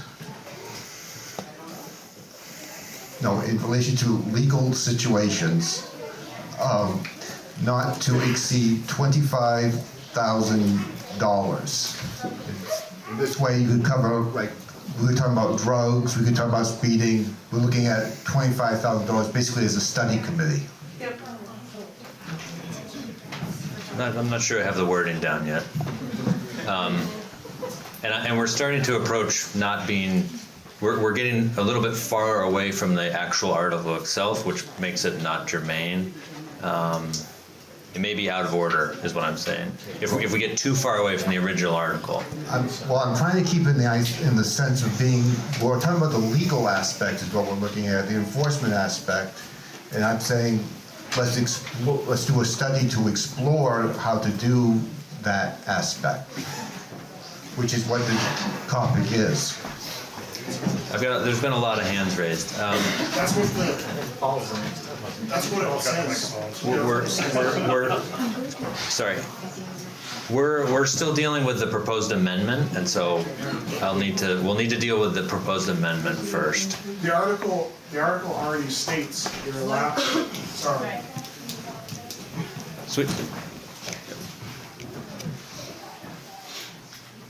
Do you want to go first, Andrew? Sure.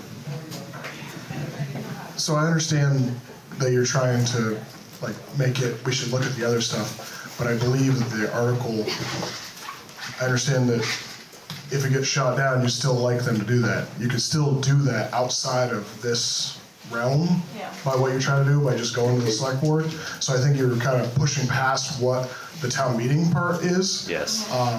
And we can vote on your motion, I guess, but then I think we should just move the article. As moderator, I'm going to actually rule the amendment out of order because I do think it strays a little far from the original intent, and I think some of what you're suggesting could be included in this exploration. So Paul Kendall was next in line to speak. Yes, thank you. I was going to offer a motion, an amendment to this, which is essentially to exclude the $25,000, but to still permit the select board to explore the options to provide routine police or other services for the town. In other words, I'm trying to, A, pick out the dollars right now because we don't know what the heck we're really talking about, but B, to allow the select board to continue to explore what services, whether they be police services or other services, we are really need in this town in response to the kinds of concerns that people have raised.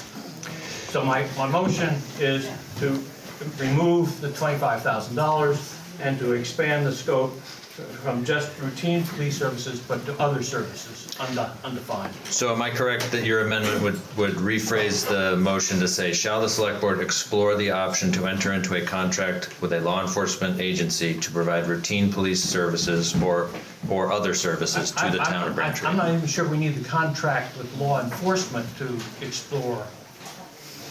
I'm not sure why we need a contract to explore the services that we need. So, Paul, would it be pretty brief then? Shall the select board explore law enforcement agency or police services for the town of Braintree? I think that's satisfactory to me. Okay. Megan, can you say that again? Shall the select board explore law enforcement agency or police services for the town of Braintree? Does my motion need a second? Yes. Second for Paul's motion. Are you seconding, Mike? Yes. Okay. Okay, the motion has been made and seconded. We'll open the floor to discussion. You mean the amendment? The amendment, I'm sorry, thank you. The amendment has been made and seconded. Before we go there, Stuart Kinney, before we go there, I would like to say this. Since Stephen Broussard has been the first constable, he has been a great mediator in problems throughout the town. So I'm just stating that fact so people are aware. There'd have to be murder or something before we needed cops. Thanks, Stuart. Sandy? Oh. Where's the other microphone? Where's the other microphone?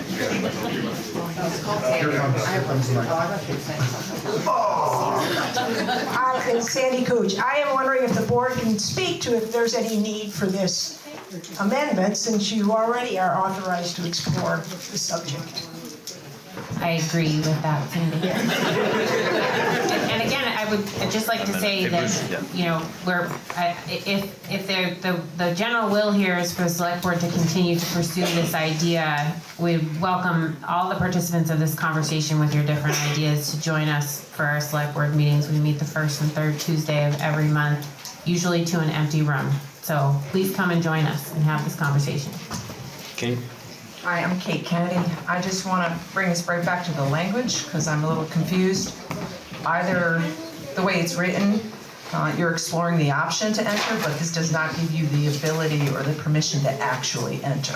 Do I have that correct? We have that authority independent of this article. I'll just say that the reason that we offered this is because we have over the years, you know, somewhat inconsistently received feedback from, you know, select folks in town asking us to do this. And this is the second time since I've been on the board that we brought this question to town meeting because we really feel like it needs to be a bigger discussion. And so before we as a board invested a lot of time and energy and resources into exploring this, we wanted to hear from you all first. So we couldn't enter into this contract with a law enforcement agency outside of receiving the approval of the voters, but we want to do what you want us to do in this instance. Well, I think you've heard us and maybe we should move for a vote. Yes. I second it. On the amendment first? And then Yes, we Kate. can So Kate has called for the amendment to be voted on. Did somebody second that? Mark Allen, I second it. Mark Allen seconded. All those in favor of calling the question on the amendment, please signal by saying aye. Aye. Opposed? Nay. Okay, the ayes appear to have it. The ayes have it. So the amendment carries. The motion as amended now states, shall the select board... No, now just to close discussion. Sorry, close it, thank you. Thanks.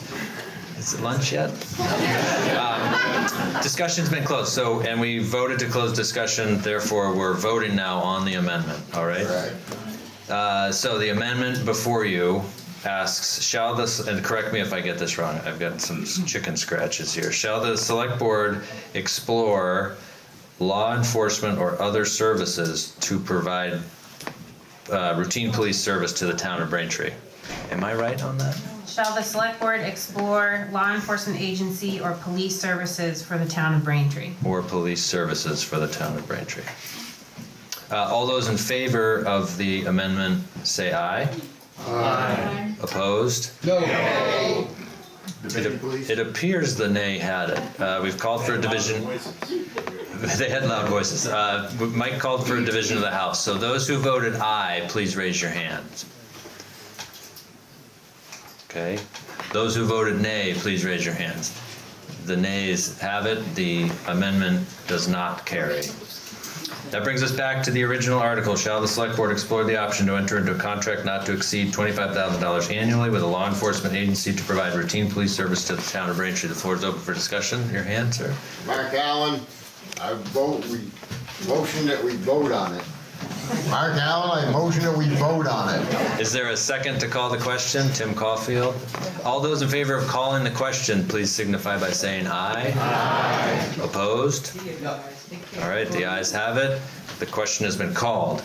The motion before the body asks, shall the select board explore the option to enter into a contract not to exceed $25,000 annually with a law enforcement agency to provide routine police services to the town of Braintree? Voting aye means you wish to pass the motion.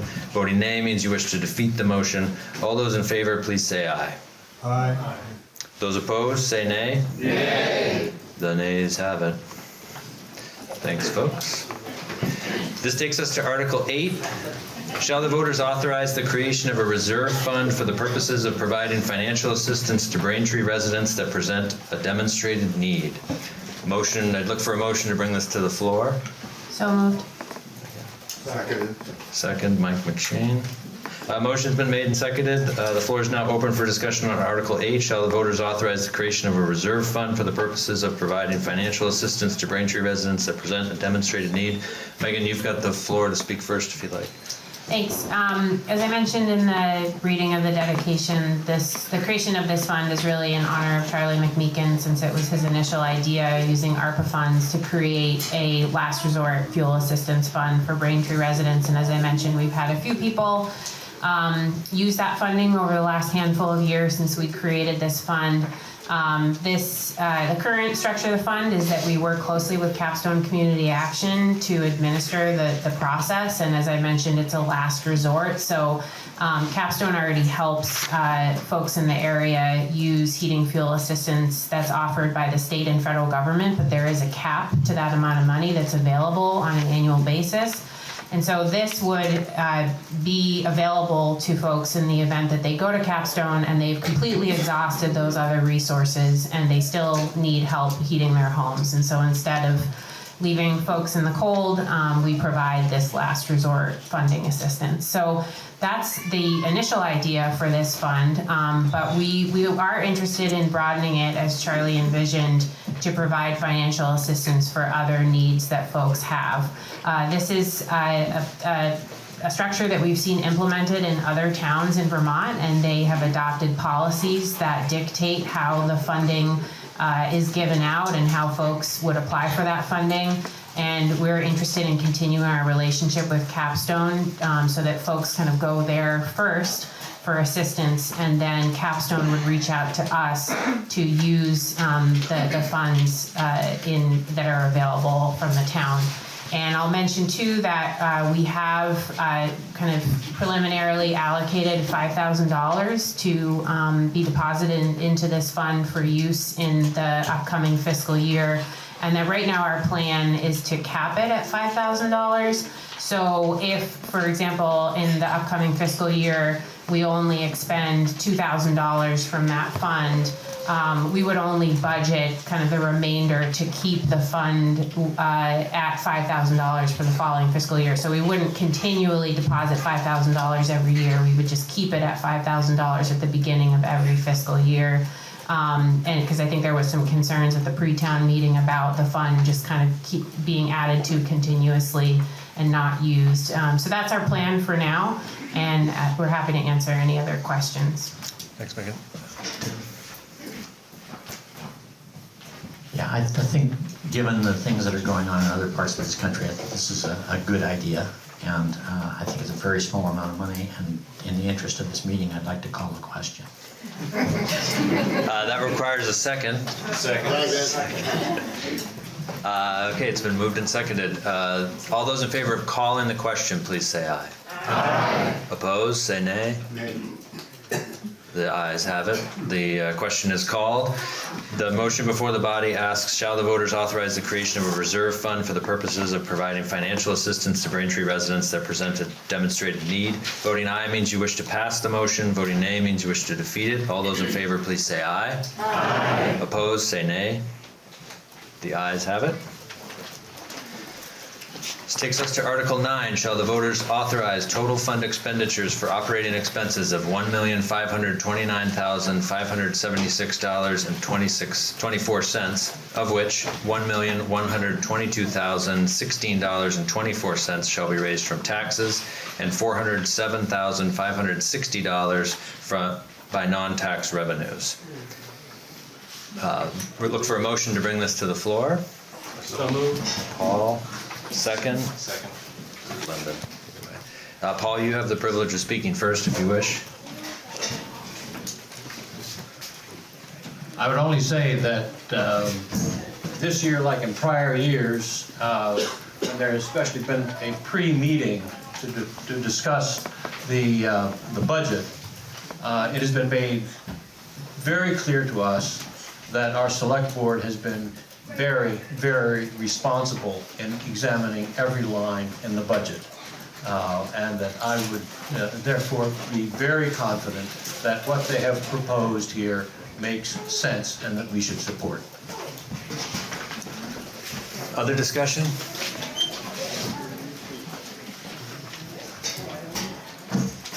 Are you ready for the question? Okay. That was fast. The motion before the body asks, shall the voters authorize total fund expenditures for operating expenses of $1,529,576.24, of which $1,122,016.24 shall be raised from taxes and $407,560 by non-tax revenue? Voting aye means you wish to pass the motion. Voting nay means you wish to defeat it. All those in favor, please say aye. Aye. Opposed, say nay. The ayes appear to have it, and the motion carries. Article 10, shall the town collect its real property taxes in 2 installments with the due dates being October 15th, 2024 and 25. Oh, I got the wrong dates here. This was a clerical error on my part. Just get it right. Due dates October 15th, 2025 and March 16th, 2026. Motion, look for a motion to bring this to the floor. Second? Second. Paul? Motion's been made and carried. The floor is now open for discussion on Article 10, asking shall the town collect its real property taxes in 2 installments with the due dates being October 15th, 2025 and March 16th, 2026. Tim, you have the privilege of speaking first if you'd like. Any other discussion? Ready for the question. The motion before the body, shall the town collect its real property taxes in 2 installments with due dates being October 15th, 2025 and March 16th, 2026. Voting aye means you wish to pass the motion. Voting nay means you wish to defeat the motion. All those in favor, please say aye. Aye. Any opposed? Nay. The ayes have it. Which takes us to Article 11, to transact any other business of a non-binding nature. This is typically a time where folks who would like to bring things up before the rest of their fellow residents have that opportunity. Paul? Yes, I would like to offer a non-binding resolution for the Select Board. And I'm taking this course only because the discussion of the Snowsville Trust proposal was cut short by shutting down discussion before the vote. And I was one of the few people to vote against the motion at that point. I am very concerned about Article 6. I very much want to support what the trust is proposing. I think they are an admirable group and that they have the best chance of any other group to instill new life and vibrancy into the Snowsville community area. Not only do I think that a community facility and/or the addition of affordable housing is very desirable within that community, it is an effort to achieve one of the basic goals of our new town plan that we adopted last year, which is essentially to encourage the vitality of our local communities.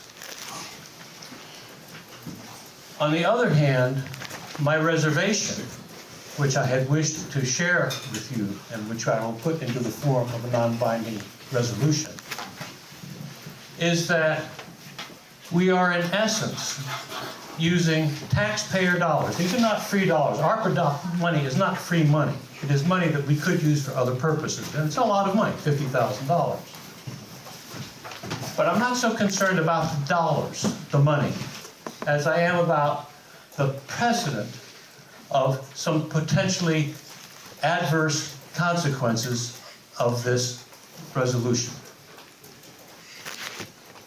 In essence, we were asked to put up a lot of our money, our taxpayer equivalent money, to buy a property that would be turned over to an independent outside organization without any terms or conditions attached to that grant.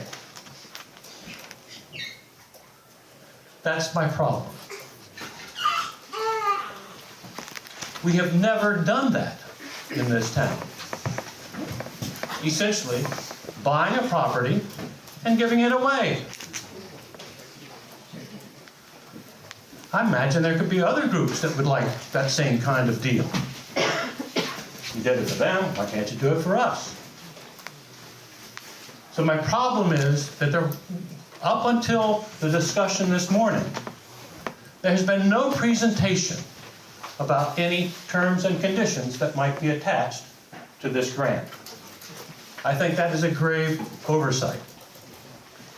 Yesterday, I shared with Jackson some of the concerns that I have, and I gave him a list of possible terms and conditions that could be attached to this grant.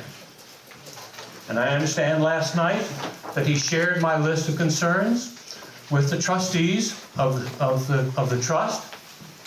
And as a result, in part this morning, in his opening comments, Jackson addressed some of those questions.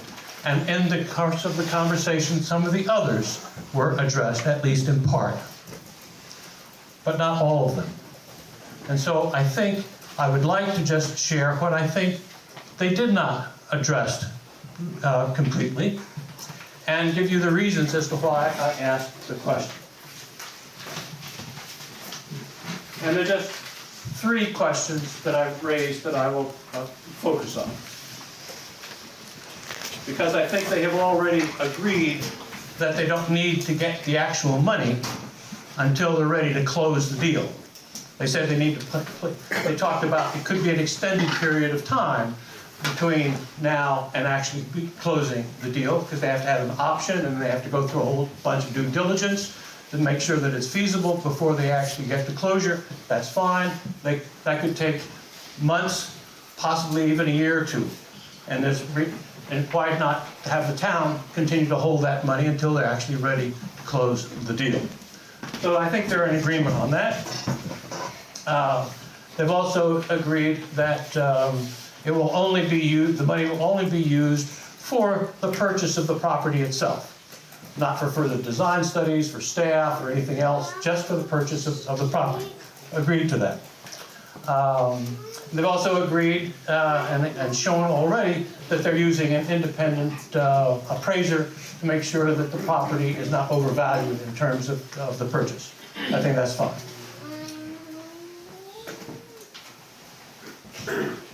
The questions that remain, which I think are quite substantive, quite aside from the money, is will the trust agree to accept an agreement limiting the use of the property to only a community facility and/or affordable housing?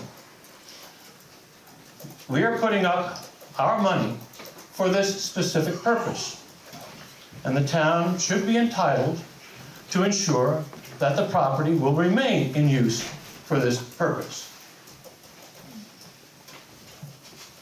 The response of the trust, and I'm reading from the response that I was given late last night. The trust is bound by the terms of our grant funding through the Village Trust Initiative and our organizational bylaws regarding the purpose of development and use of properties. That's fine, but if they're willing to accept the limitations of some future grant, why aren't they willing to accept the limitations of the party that's buying the building? I don't understand why they are willing to abide by some limitations from some group that may not be the same, have the same interest as we do. So I will leave it there. It sounds like a qualified yes, but basically the interest of the Preservation Trust and the Village Initiative could be quite different from us. And he's also left the outline here that we could change our bylaws, okay? And if we change our bylaws, then the use could change. I don't think that's appropriate. Secondly, my second question that was not fully addressed. Will the trust agree that should the project fail to be completed after the property has been acquired, the property or any proceeds from its sale will be returned to the town? We got our money back if the project doesn't go forward. Seems pretty logical to me. Right now, what the trust is proposing is very, very admirable. It's an attractive vision, but it has, as of this date, no real substance or assurance that it will be operationally viable. The trust, while well-meaning, has no established history of implementing a very, very complicated project. And this could be, when you think of multiple uses and the sources of funding that are required for multiple uses, and especially if there's preservation aspect to the building, it gets to be very expensive and very complicated. Moreover, securing dependable funding to conduct the annual operations of this facility is a complete unknown, and could be very uncertain for anybody who's dealt with these kinds of mixed-use, complex projects. The trust has simply responded no to my query about giving the money back. All I'm saying is, if the project fails, it's not completed, why shouldn't we get the money back? They want to hold on to the money for not clear what would then happen to our money, all right, invested. Finally, I asked, will the trust agree that the town must give its prior approval should the trust seek to mortgage the property or to convey it to another organization? And the purpose for this is that asking for prior approval of any action that could jeopardize the financial interest of the town in a conveyance So asking for the prior approval ensures that the town's interest in the uses of its money will continue and not be compromised by either a potential bankruptcy. Quite frequently, bankruptcies tend to wipe everything out, unless there is something that's in a recorded instrument that says you can't do it. It also would prevent them from simply changing their bylaws. So what I am asking now, and we'll put before the spot, is that we adopt a non-binding resolution to the select board that in its giving of this grant, first, as they have already agreed, the purchase price will not exceed a valuation of the property established by an independent appraiser. I think there's agreement on that point. Second, any disbursement of the funds will be made solely from the ARPA funds and will be limited to the purchase price. I mentioned the ARPA funds because the ARPA funds basically have to be expended by the end of 2026. So it gives them time to get this done, or to come back and say, whoops, we couldn't do it. I'm using, quote, this free money of the ARPA funds, and now we have to ask you for funding out of the regular tax coffers that we put in. Third, the appropriation will be paid at the closing of the purchase and be paid subject to a simultaneous recording of an appropriate covenant with the town concerning, one, a 50-year limitation on the use of the property to either a community facility and or affordable housing. I'm not asking for perpetual easement here. Too many things happen, too many things change over time, but I do think a 50-year commitment is appropriate to consider. Second, the return of the funds to the town should the project not be completed or the property be sold. I think we ought to, if it's not completed, or they turn around and sell it to somebody else, I think we ought to get our money back. And third, the right of the town to pre-approve any sale, convenience, or mortgaging of the property. So, my motion then, on this non-binding resolution, do I need to repeat that, Jackson? If you could, that would be great. I'll just read it quickly. Oh, yeah, we do have it on tape. Okay, well, just so everybody, we have everything on tape, we always repeat things. Yes. Okay. The purchase price will not exceed a valuation of the property established by an independent appraiser. Any disbursement will be made solely from ARPA funds and will be limited to the purchase price. The appropriation will be paid at the closing of the purchase and be paid subject to a simultaneous recording of an appropriate covenant with the town concerning, one, a 50-year limitation on the use of the property to either a community facility and or affordable housing. Two, the return of the funds to the town should the project not be completed or the property be sold. And three, the right of the town to pre-approve any sale, conveyance, or mortgaging of the property. Okay, the resolution, non-binding resolution before the body. I'm not exactly sure how we handle non-binding resolutions of this nature. I believe that we could vote on it in an advisory capacity. The select board's not bound by, the nature of a non-binding resolution would be such. But they just hear the concerns and whether or not they are shared by the body. Right. So Paul's made the resolution before the body. Is there a second for the resolution? I second. Second. All right. Paul's non-binding resolution has been made and seconded. Is there discussion? See a hand back here. Where are my mic runners? Tracy, I got 50%. Oh, yeah. You want to get? Hi, Daniel Calvert. I just had a quick clarifying question. It sounded like you were wanting, in a resolution, you were wanting to have the disbursement for buying the property come from the ARPA funds, but didn't you guys say that those funds can't be used for purchasing? So Go ahead. So the status of the ARPA funds is a little complicated.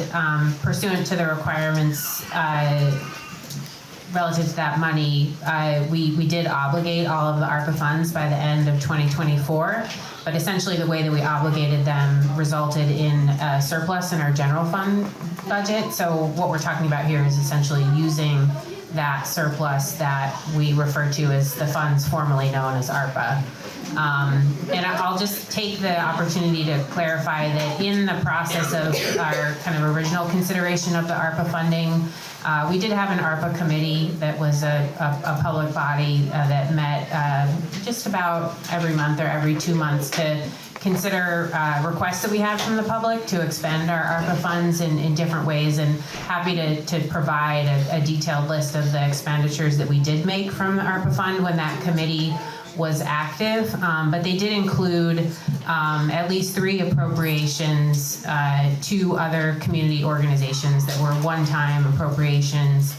There was $45,000 appropriated to the child care facility project that's ongoing on Route 66 that's being sponsored by the Orange County Parent-Child Center. So we provided that funding to them with no restrictions or terms other than that we would hope that they would, give Braintree children equal opportunity to access the child care services that they will provide in the future. That child care center is not yet open, but the project is still underway. We also made an allocation to the Braintree Historical Society of $35,000 to help them repair their roof. That project has been somehow going on this winter. Those poor people. And then we also made an allocation of $2,000 to the Little Sunshine daycare facility that's operated in the Bethany Church complex there. And I'll just say again, all of those allocations did not have any terms attached to them. And there was other expenditures from the ARPA fund made by the ARPA committee that I'm happy to talk about, but they mostly had to do with town infrastructure and improvements to town buildings. Thanks, Mike. So, may I? I just want to get other discussion Well, I just want first. to add clarification to the chair's comments.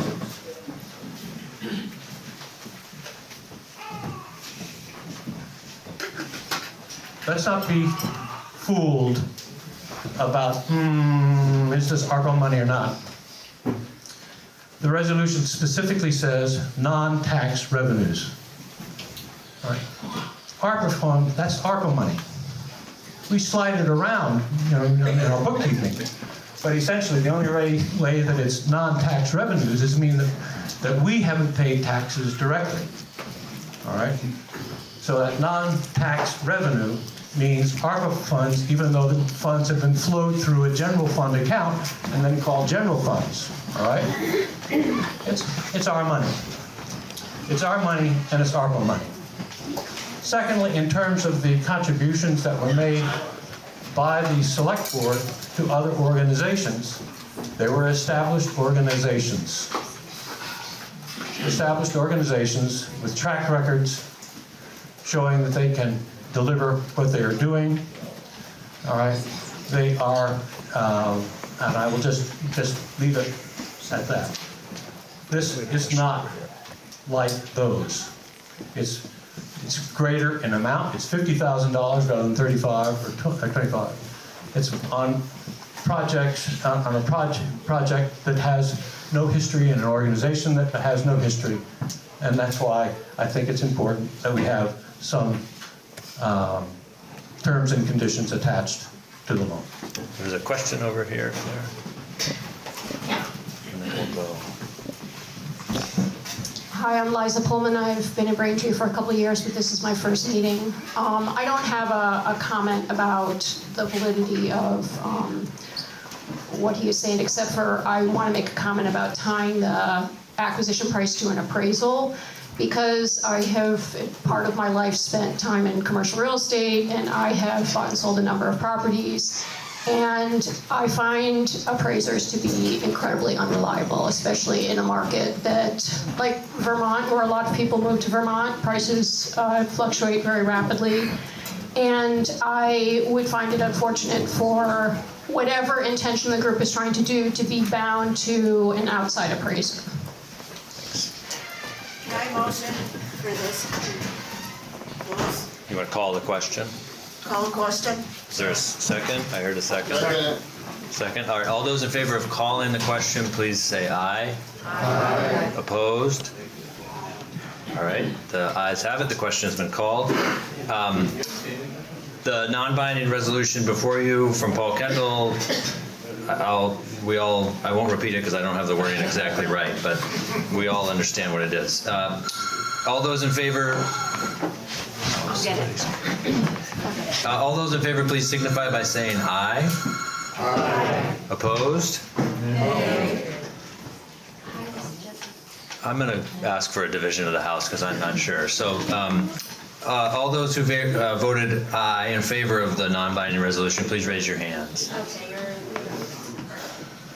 Can you guys help me count? Yeah.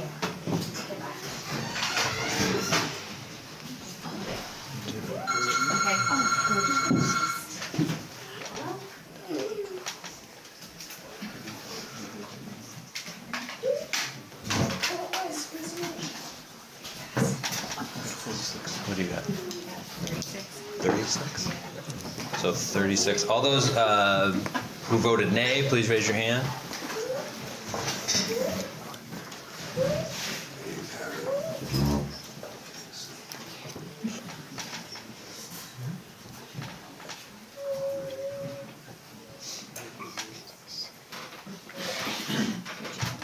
Jackson, back here.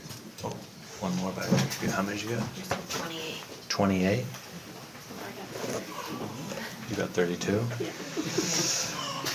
I'm not sure. If we have 36 according to the first for nay, or for aye, and 28 for nay. So it would appear that it would, what? Do you want to do it again?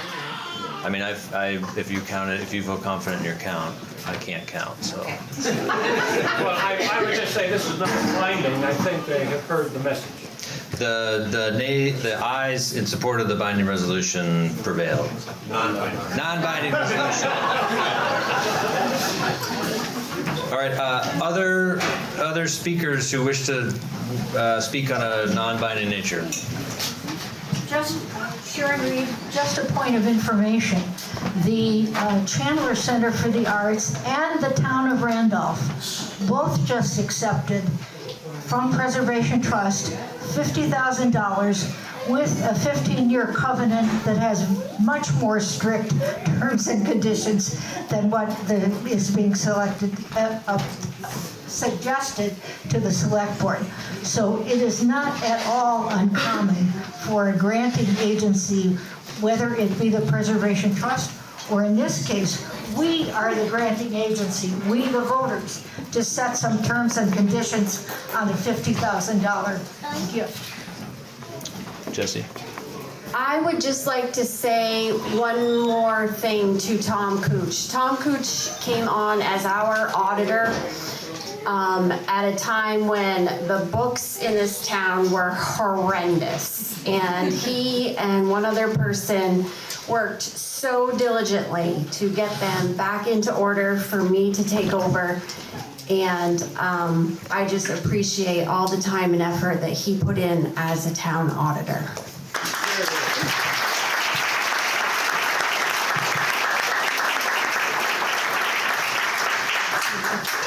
Right down there. Thank you. That one other person was Jesse Broussard.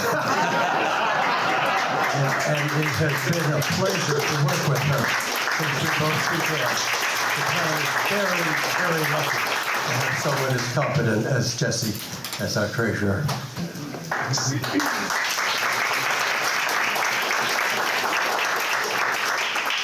Kate? Hi, I'm Kate Kennedy. I've been approached by Little Sunshine Daycare to become a board member, but due to my employment, I'm I'm not an asset as a board member because of my abilities or inabilities to serve on boards. But I think it would be important for a Braintree resident to step up if they're interested in becoming a board member to, I think, one of the only daycare centers serving our community. I've raised 2 children in this community. I can't imagine today doing so without the access to daycare, having 2 parents working full-time and finding daycare. It's really needed in our community, and if anybody's interested in considering or wanting to know more information about joining the board at Little Sunshine, feel free to let me know, and I will get you in touch with who you need to get in touch with. Thank you. Thanks, Kate. Other comments of a non-binding nature? I saw Mike and then Holly. I just want to raise a very little known group. Many years ago, back when the pandemic hit, we formed what's called the BBRA Lions Club. And it's partly because I work second shift at Gifford. We're not trying to get the groups together and everything is very difficult, but we're trying to work on setting up a new thing, a new plan for meetings and everything. And if people want to come aboard, please feel free, because we've got a very small group and we're at a point where we're saying, do we need to disband, possibly? So if you're interested, please let me know. And like I said, we can make meetings work or whatever, because we are small. Okay, see Mike about Lions Club. Holly in the back. Holly Benor. We breezed through Article 8, and I just had a quick question because it seems to overlap what the town service officer, what that person's role is. I'm wondering if the administration and implementation of this reserve fund will be carried out by that individual, the town service officer? So a question about how it will be administered? Yeah, I think that's a really good question, Holly, and something that we can take into consideration when we're crafting the policy to implement the fund. So yeah, would like to learn more about your thoughts on that. Thank you for raising that. Other comments in the back? Yes, I'd like to make a motion this meeting adjourned. Everybody hear that? All right. Sorry, Stuart. I got a couple more things. I just want to say really briefly that I really appreciate the turnout today. This is a great turnout for a town meeting. Really appreciate everybody showing up and voting. I just want to mention that we did have a pre-town meeting on Friday evening at 6 o'clock that we had also a good turnout for and had a lot of really good discussion, detailed discussion about the articles that we talked about today. So I really encourage everyone to keep an eye out for that next year. We did have pizza and cookies and cider, so please come, and thanks to everyone who did attend that. I thought it was a great discussion. I also just want to say that this year upcoming, we're going to be exploring in detail the option of making significant improvements to our infrastructure in town.